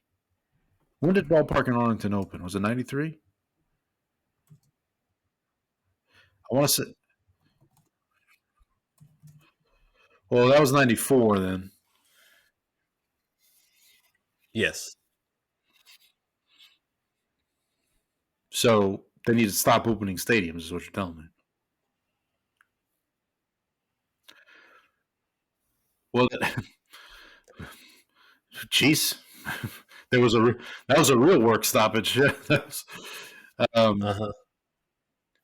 Well, in 94, that All-Star game was in Pittsburgh. I'm pretty sure because I remember. So they have that was like that All-Star game was like the last game before the strike, basically. And then because they played a couple games after the All-Star break, and then they went on strike for good. But yeah, maybe we could do that instead of doing the. We'll think on that. We could always. We'll see. We could also do some historic Saints/Cowboy games or Saints versus Cowboy games. I know a particular one you would be interested in watching from 2009. What was the was it 2013? What was the CJ Spiller one? The walk-off. Was it 2013? 20, yeah. How about the Thanksgiving one where Malcolm Jenkins took the ball out of Roy Williams' hands? That was a great one.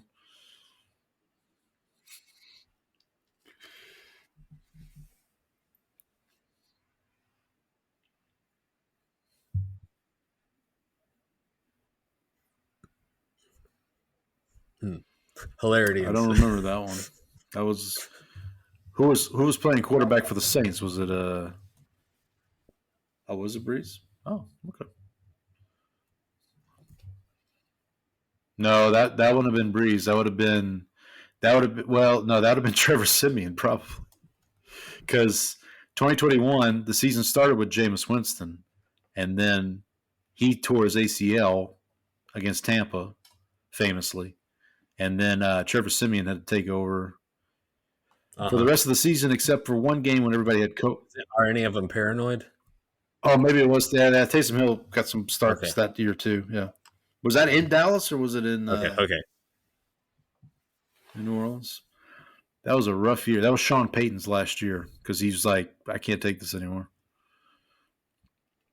So that was Jameis.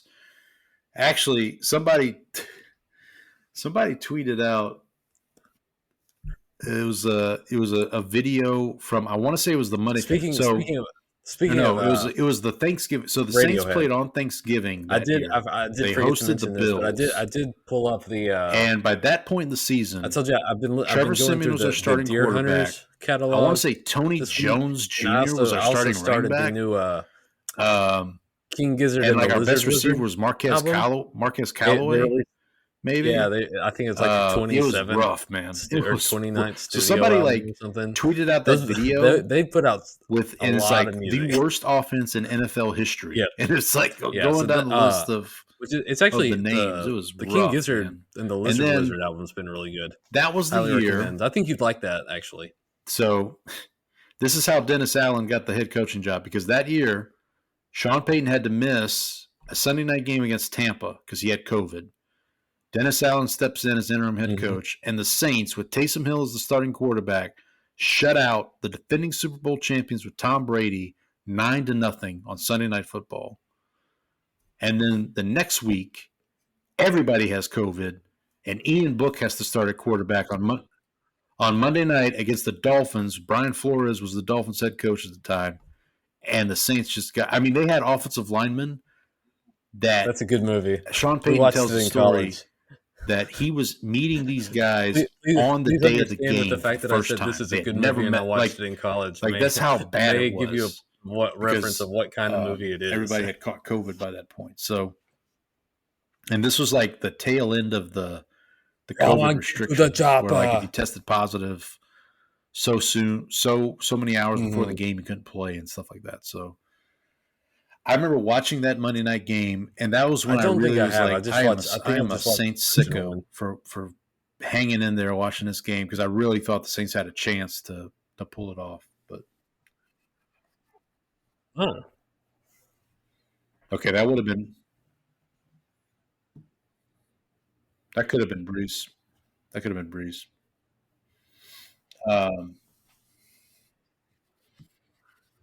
Woof. So 2018, if I'm not mistaken. So the Predator is not Harvey Weinstein. Of the Rams NFC Championship no call. Because 2017 was the Minneapolis Miracle. 2018 was the Rams no call. 2019 was the Vikings first round or divisional round loss when we were the 1 seed. And then 2020 was we lost to Tampa after beating them twice in the regular season. And then Breeze retires, and that first one's so it's been pain ever since. So, but anyway, but want to end the episode on a happy note. We'll see what happens in the NFL. Maybe we'll get some news over the next week or so. Let's think of movies to get each other to watch. That's another thing we had talked about. We talked about doing a watch along for movies, a sports movie potentially. So we'll keep that in mind. We are coming up on, I think we've mentioned it, when we get to August, starting that first week of August, we're going to be doing division previews. We'll do 2 a week. We haven't decided what order we're going to do them in just quite yet, but we'll do 2 a week for the 4 weeks in August. And then that first week in September, we'll be getting ready to preview the week 1 of the NFL season, getting ready for Dallas at Philadelphia on that Thursday night. It is, buddy. How are you? Where are you at on your optimism for the Cowboys? Let's get a pulse check here. Uh, okay. Hunt them, yeah. Here's what I can't wait for. I cannot wait for that second week in September after the Cowboys beat the Eagles on Thursday night, and you come on the show and you're just like riding. You're just riding so high, and I'm miserable because the Saints have gotten shut out by the Cardinals, or whatever it is. And The like Predator, also the name of a very good Ice Cube album. Kyler Murray throws for 500 yards against the Saints or something silly like that. So, yeah. Well, we no more, no more is will be the yeah. When he does get fired, the headline in New Orleans is gonna be no more. That's I know that's coming. All right. Well, we got some time before we get there, but until next week, happy football, everybody.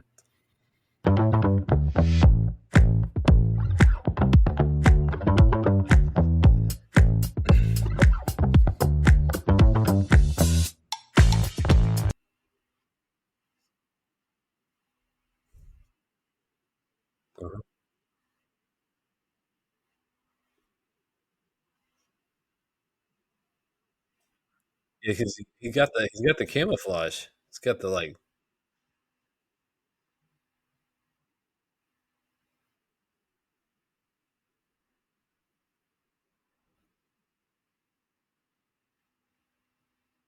Uh-huh.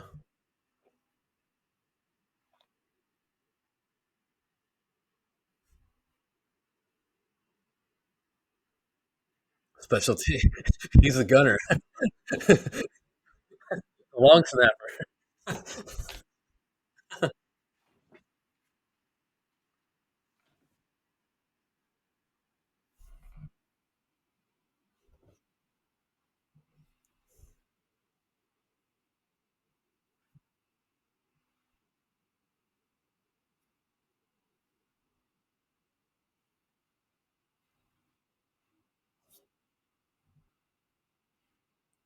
Killer the Flowerman.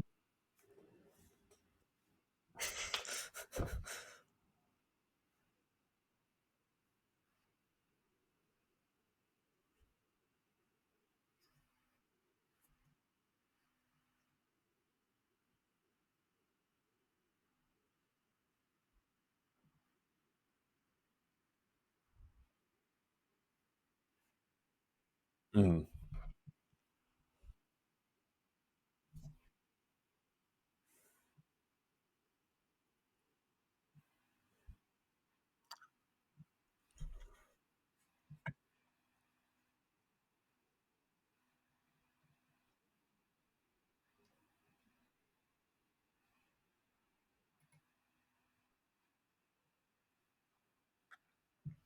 Good movies.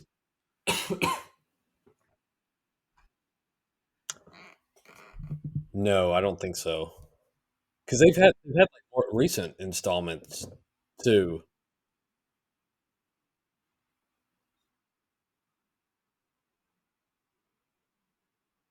Hmm.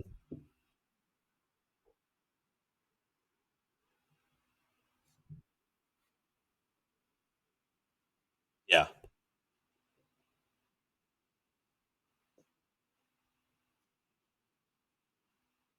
Hmm.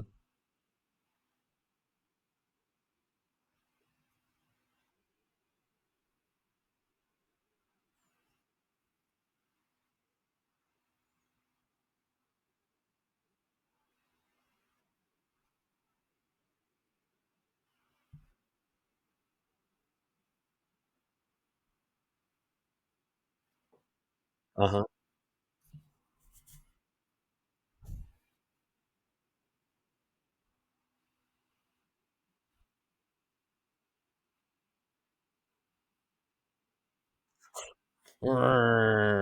That's how I feel like that's how it was with like the Saw franchise, where like the first two were really good, and then the third one was like, that was, and then after that it was like, All right, we got to stop making Saw movies.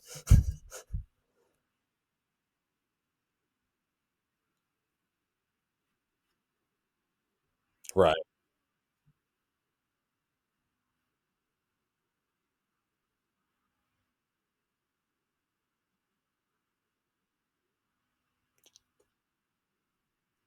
Horror movie. They play with a lot of horror movie tropes too. Like that's one of the other things that they do really well.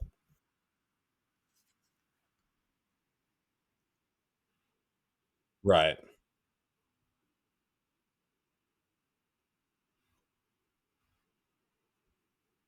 Uh huh.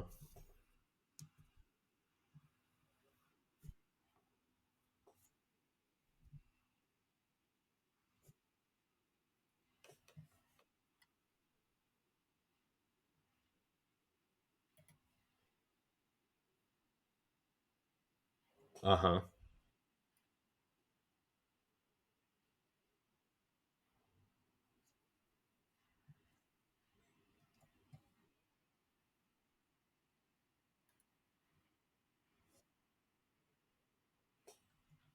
My kids saw that. How was it? They liked it because they like my kids play Minecraft. I don't know. Do your kid? My oldest plays Minecraft.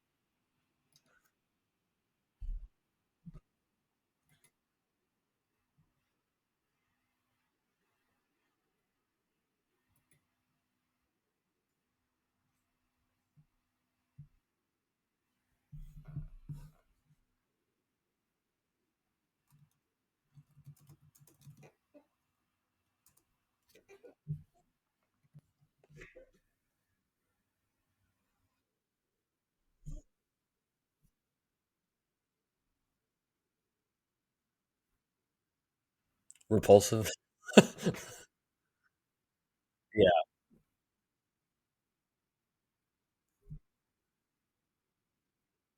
Hmm.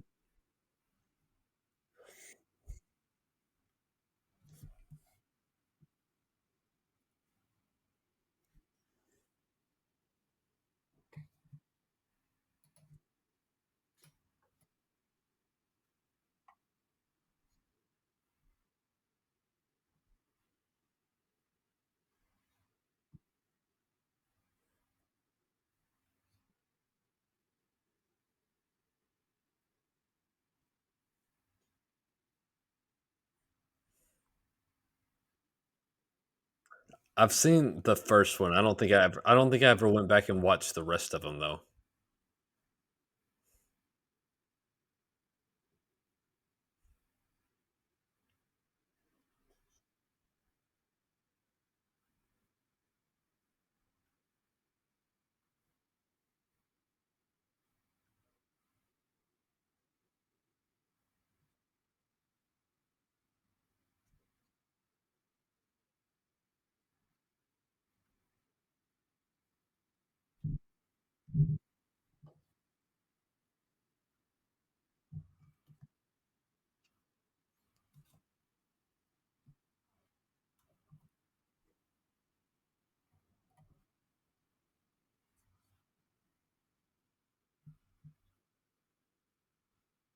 Hmm.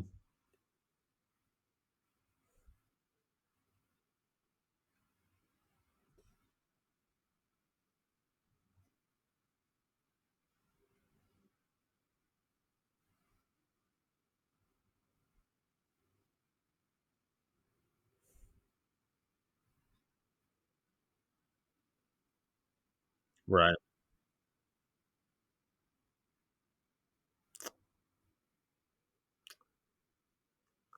Well, I have news. The Florida Panthers are your 2025 Stanley Cup champions once again.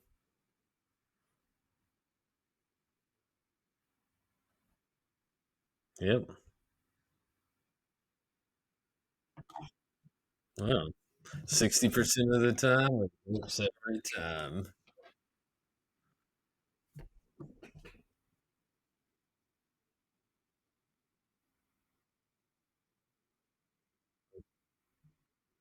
Hmm.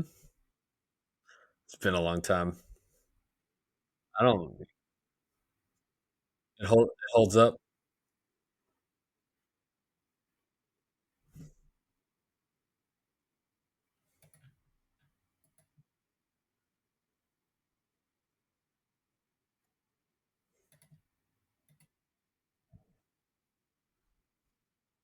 Okay.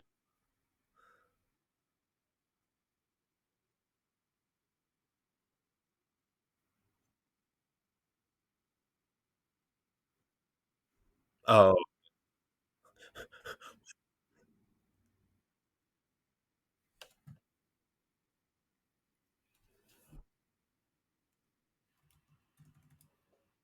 a lot of things. Yeah.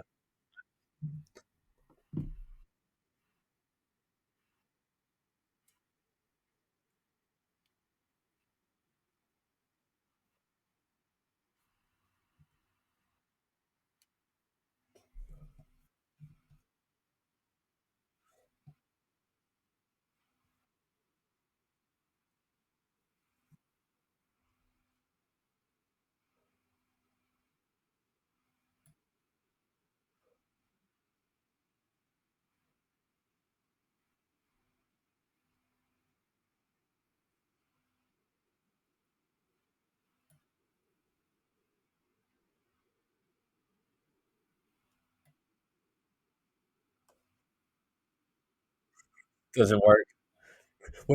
When when you said Daisy Ridley, like, I had to go look because when you said Daisy Ridley, my brain went to Daisy Buchanan from The Great Gatsby, and so I thought you were talking about the actress that played her. For some reason, that, like, so I was like, had to go off and, like, make sure that I was, like, completely o same first name.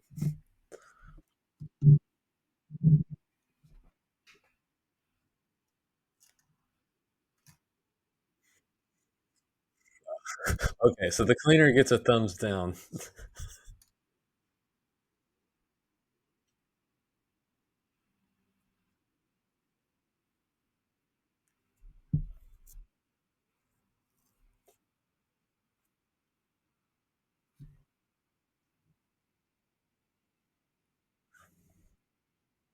Mhm,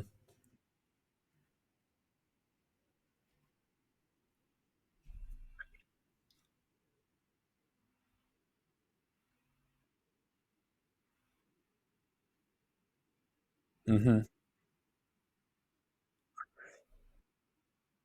No, you got George Clooney. That one that's a bad movie.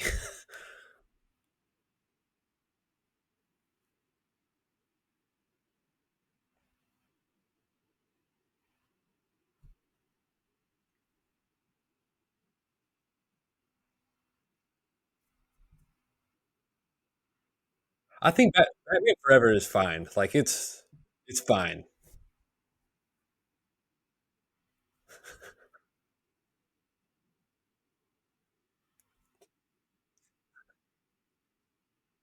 Right.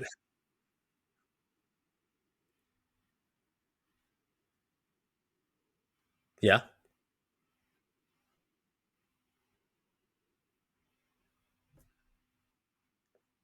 Yep. Yeah, she was Poison Ivy, right? No,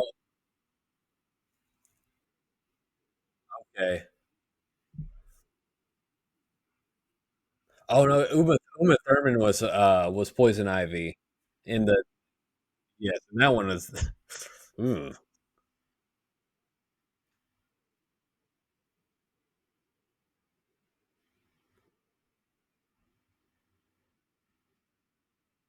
it would have been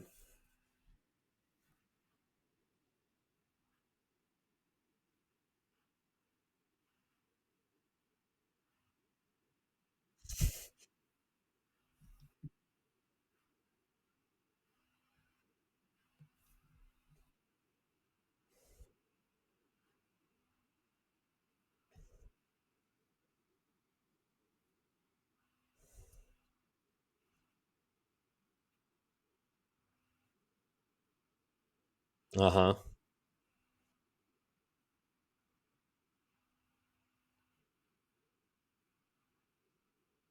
Yeah, the Graysons.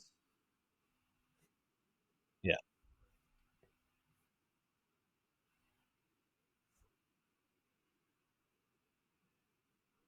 yeah.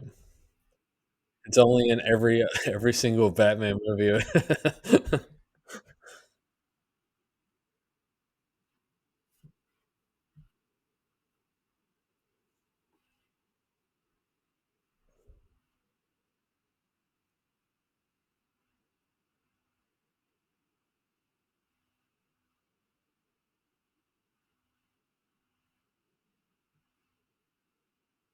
But it's like mind control or something.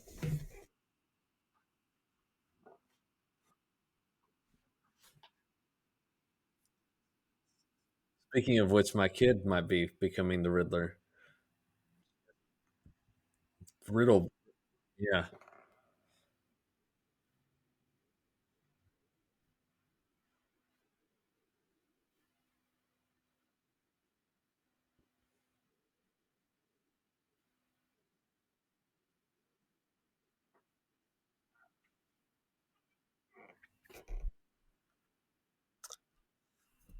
Oh yeah. Oh, what's her name? Oh, Michelle Pfeiffer. Wasn't her sister? Wasn't Dee Dee in? Hmm. I think she was also in.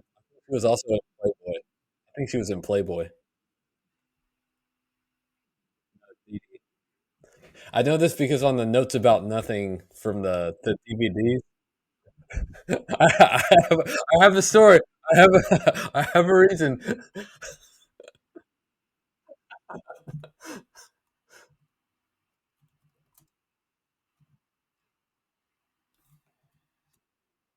Dee Dee is Deedee. Whoa, she was in a movie called The All Nighter, which looks pretty scandalous over here.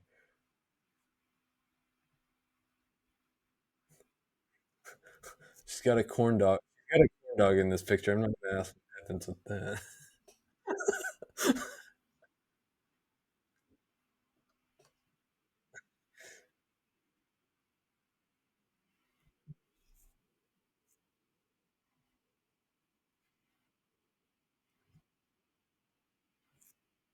Oh, with the I, I'm I'm single and I live with my parents.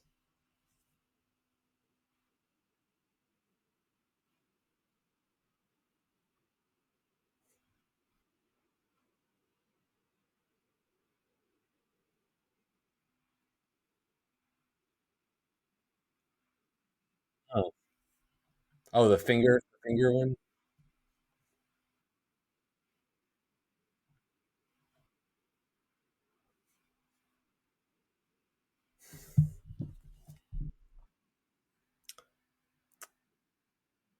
Any DoorDash incidents?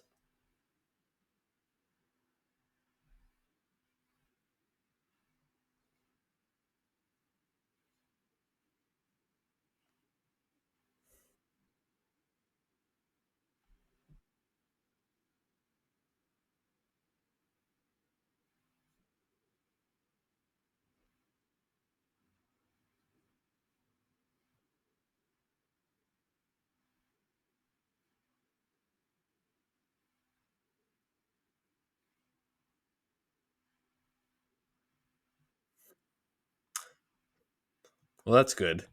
We didn't want any incidents.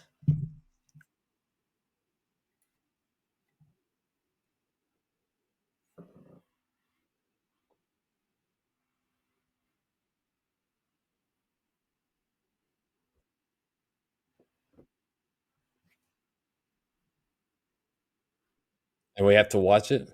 Okay.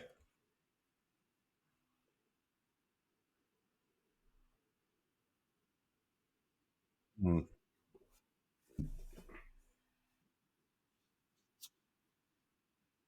Yeah, let's like try to think of come up with something because that you're putting me on the spot here. I'm gonna have to. I'd have to think of something.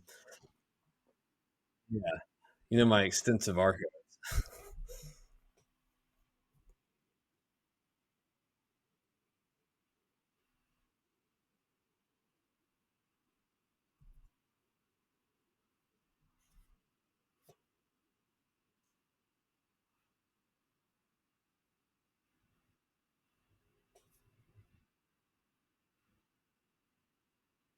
Uh-huh.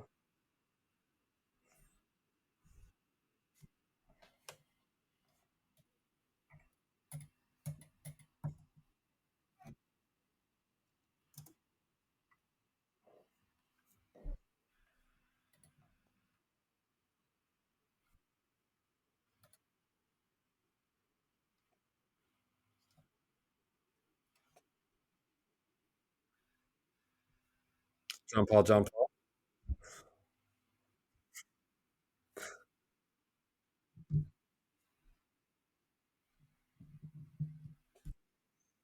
Yes.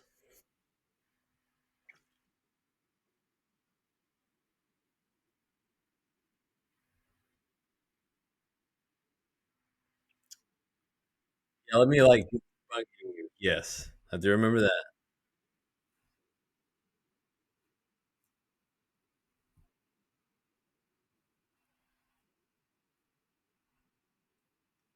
and they attack him.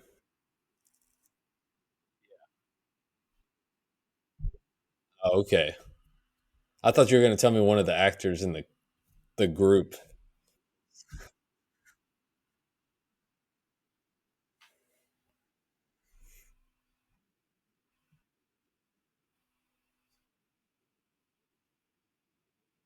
Uh huh.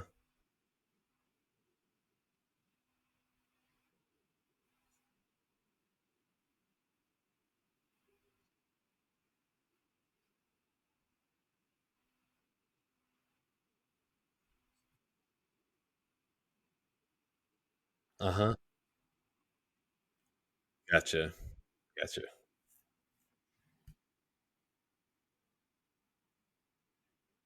Hmm.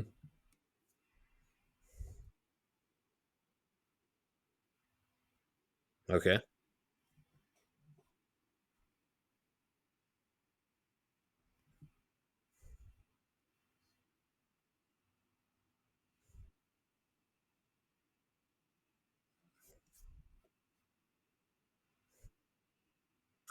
I do not have. I do not have that one.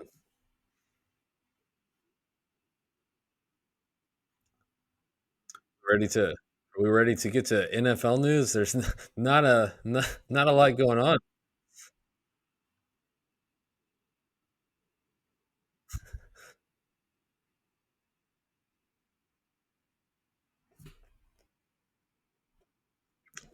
That's the missing piece.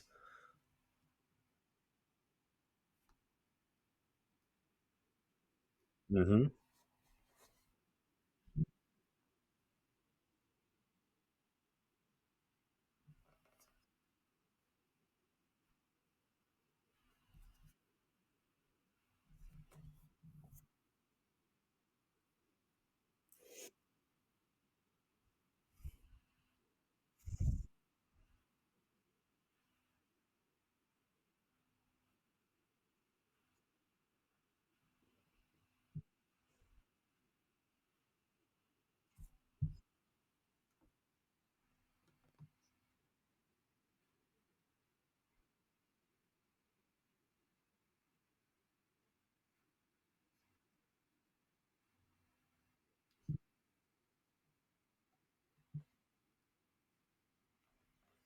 Right.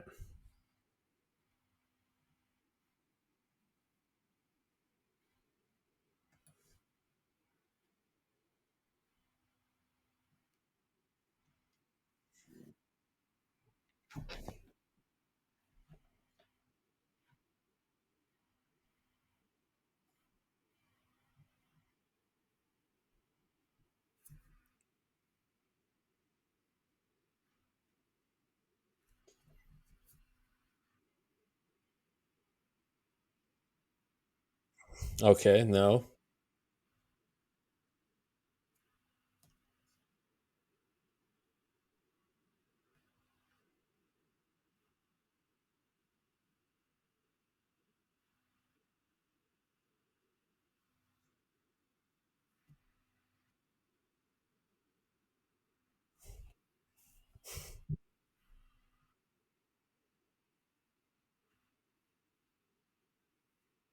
Oh.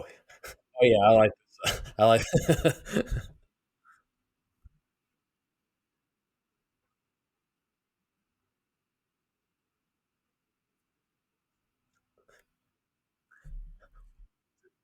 Did they not see the clip of Tyler Shucks throwing the 50-yard pass to?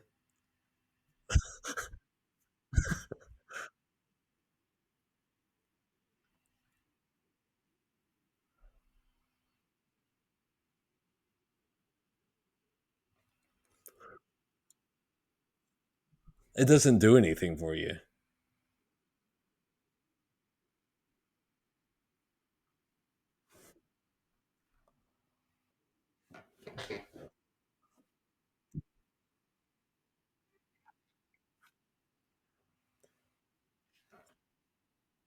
Well, he'll definitely he raises the floor for the team, but it's not like the long term solution. But you got to think that like veteran players like Jordan are basically like, I only got a couple years left. I don't want I don't want to have to sit through this.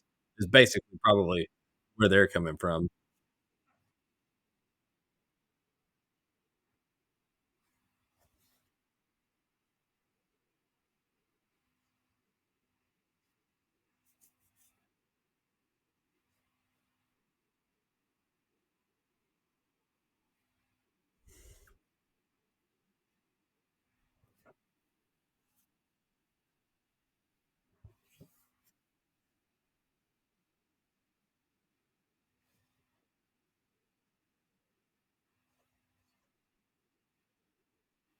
He's not Dennis Allen. He's really checking all the boxes.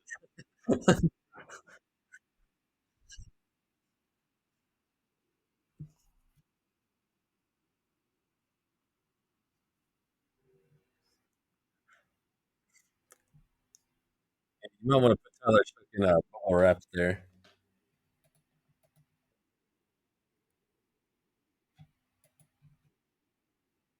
Oh, I need to get on that. I need to like download the schedule at some point.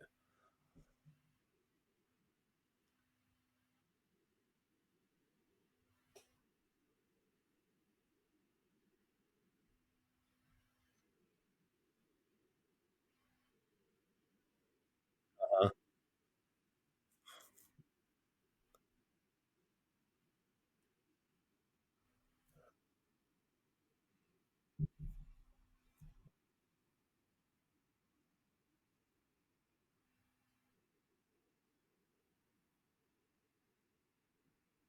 Uh-huh.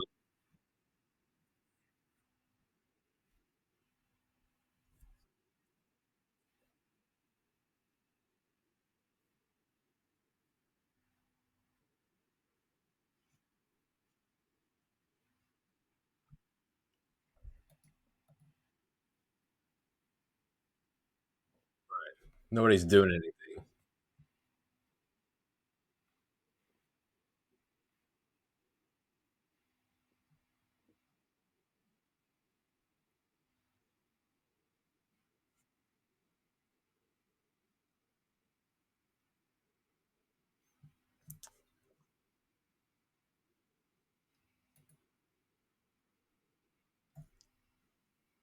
I think that's it.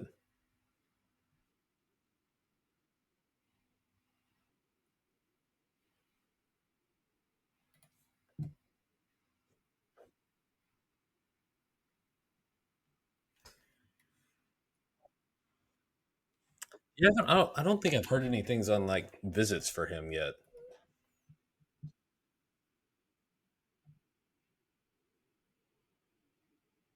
Gotcha.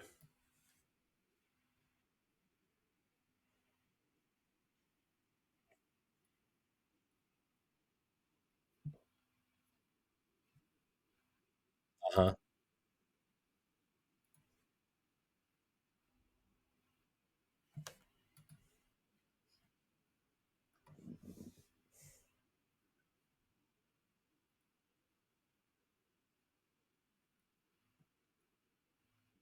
All right. Oh no. All right, we're gonna have to content ourselves with going 2 for 3 tonight. Hold on.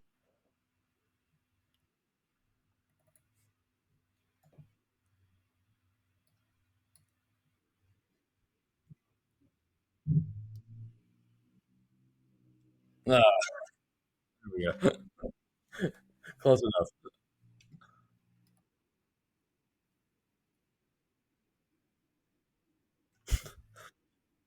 Yeah, Paul suggested bringing the segment back for a week, and I said if that's a mock draft, I'm going to jump through the screen. I believe I was the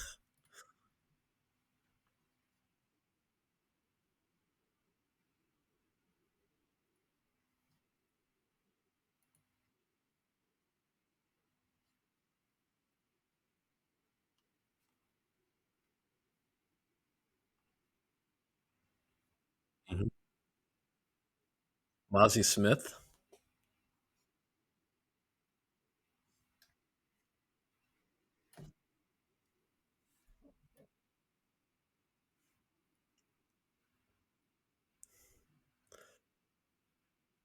Yeah, we kind of expect some just based on the things that he's kind of undergone through his career, the fact that he hasn't really had a full off season.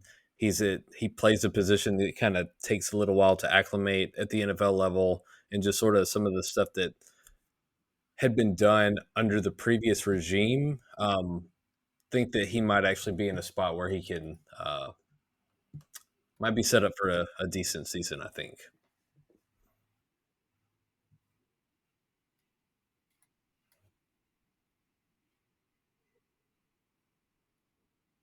Okay.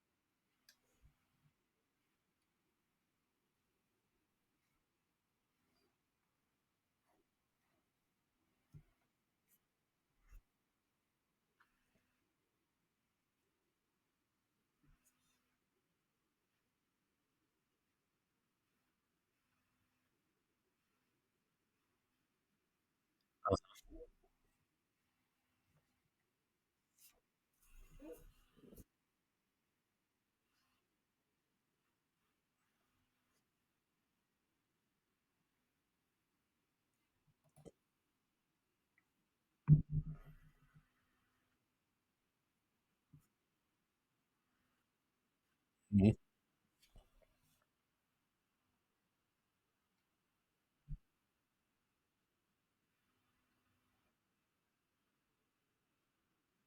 Okay.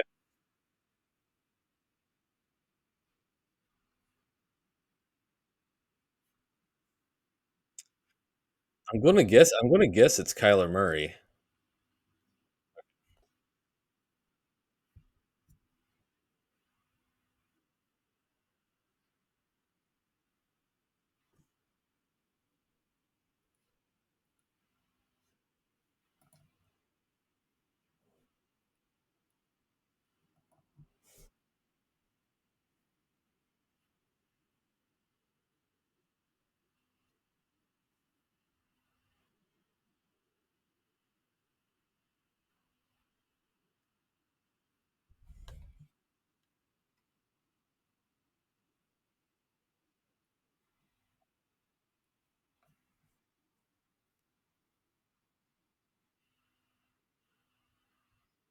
Hmm.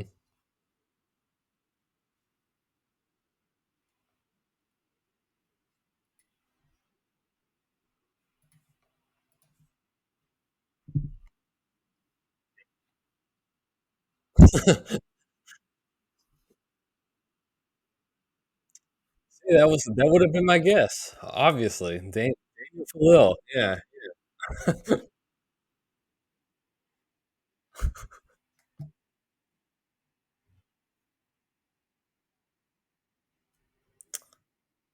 I don't think it's Caleb Williams. Oh, really? That's a little early, isn't it?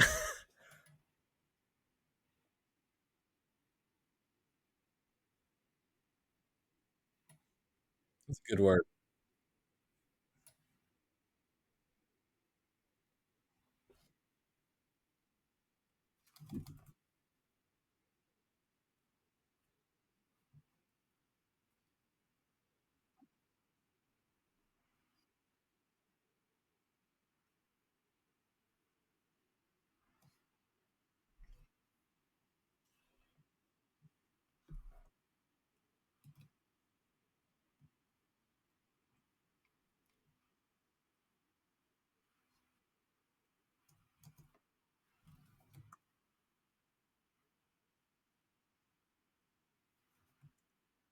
Uh-huh.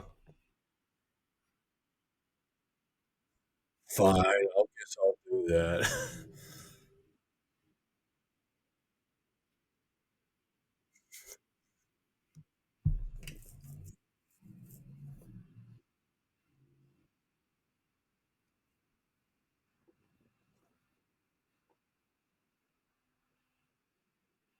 Anthony Richardson.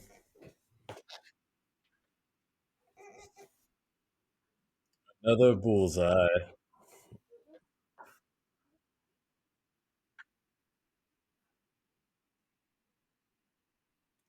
I think that at this point, given the injury, I have a hard time believing it's not Danny Dimes.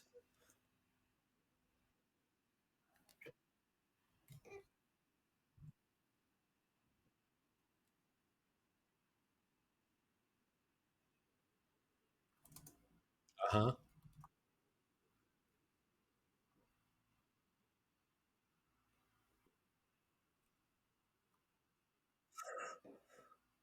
Out of 32, 30. I was close.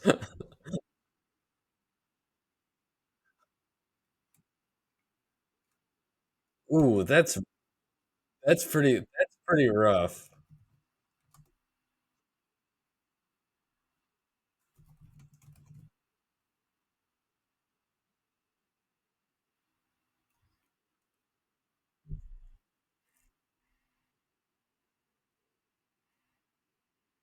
Okay. Um, to a yeah, it makes sense. Most of these are nice.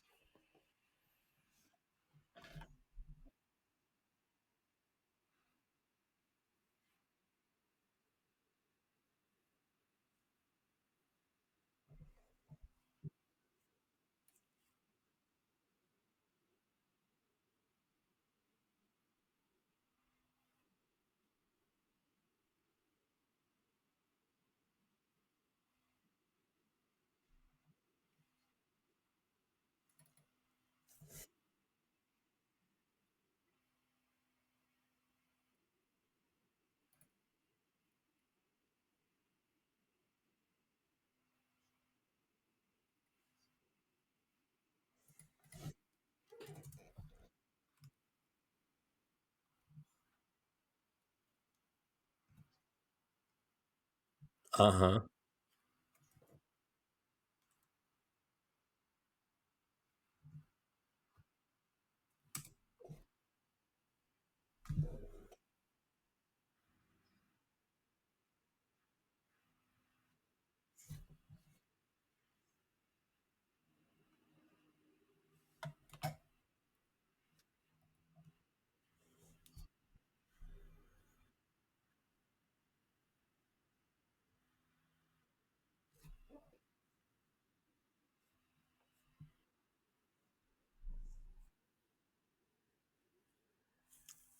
That's not too McCaffrey.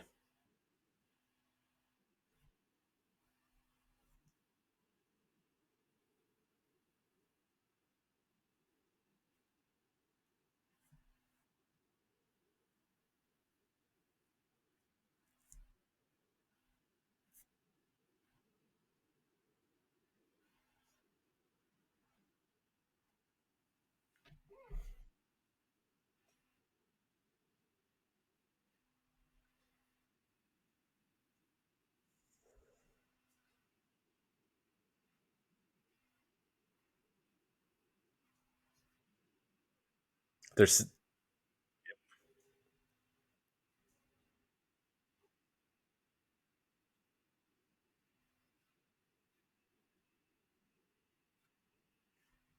they have the easiest schedule in the league by like a lot.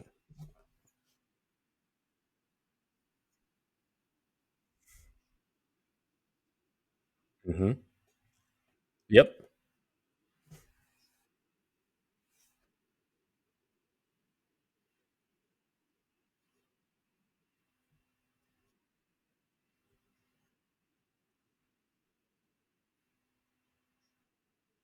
Uh huh.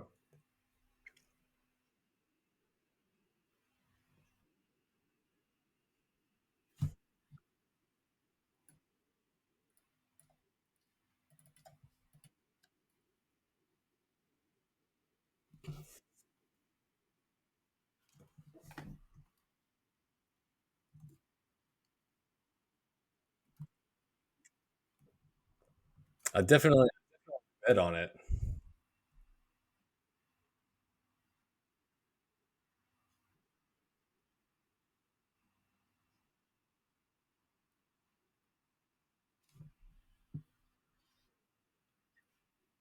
Is it Debo? Is it Terry? It's not. It's. Is it your boy? Is it Mr. Washington Lattimore?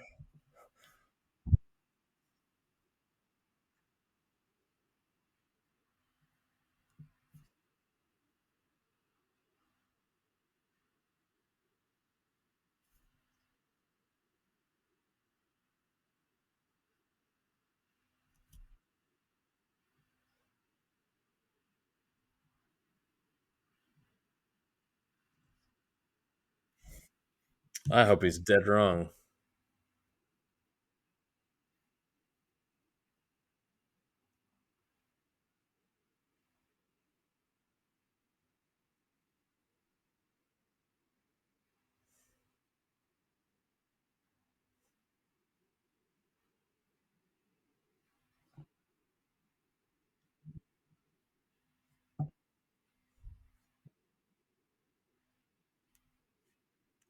We'll see how that works out for him.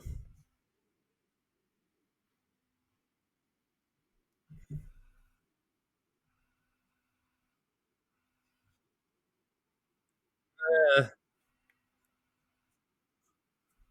yeah, kind of. I think the offense will look different.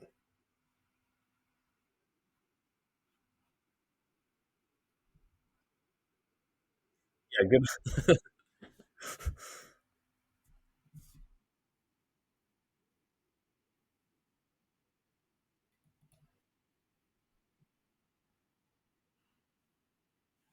Oh, Jameis is the emergency quarterback.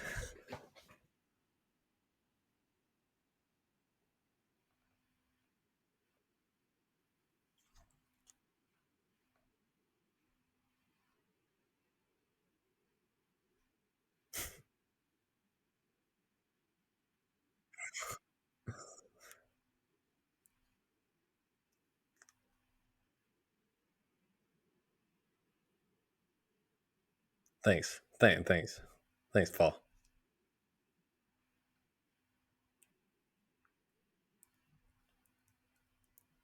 I guess Dak is the only one who's not like fully black either, because Dak's mixed, and everyone else. So they've got we got some diversity going on. Well, I guess it's not diverse. Your last name's Bennett. You kept taking me to those Mexican food restaurants. Your last name's Prescott. You kept taking me to those Mexican food restaurants.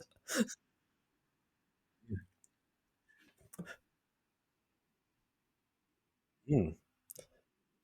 The NFC East might get shut down for DEI hires.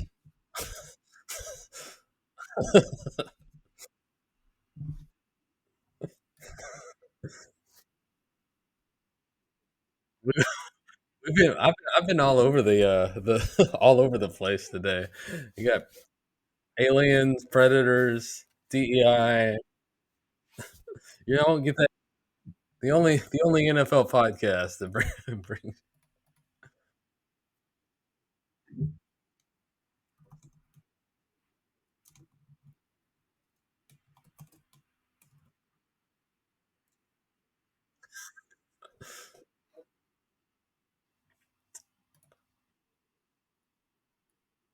I think so. I'm starting to. It's been.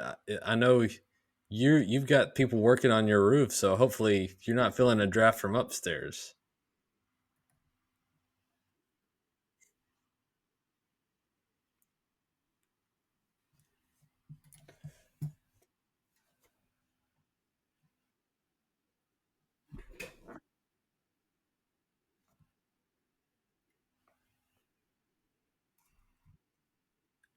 I'm getting the coin ready now, Paul.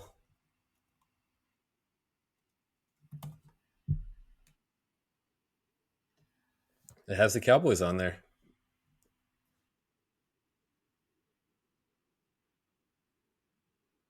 700. Yeah. All right, I'm ready to flip a coin. Are you gonna do what you usually do and call tails? Preparing to flip. Flipping. It is heads. I don't know about this Google flip a coin thing. I feel like I feel like it's been coming up heads pretty frequently. Uh-huh.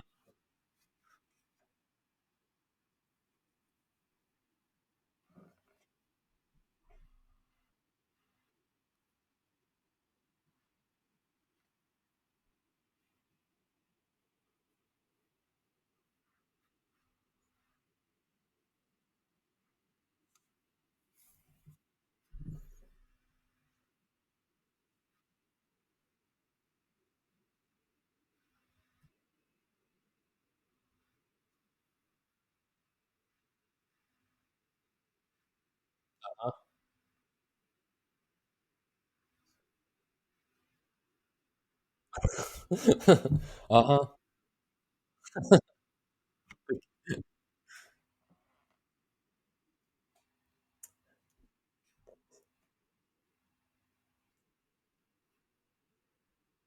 So the podcast that I listen to, the it's a comedy podcast and they draft just like all sorts of just random topics. Uh they do rock, paper, scissors. Oh.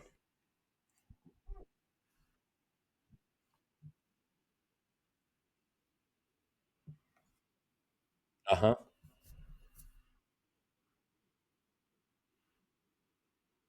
Yeah,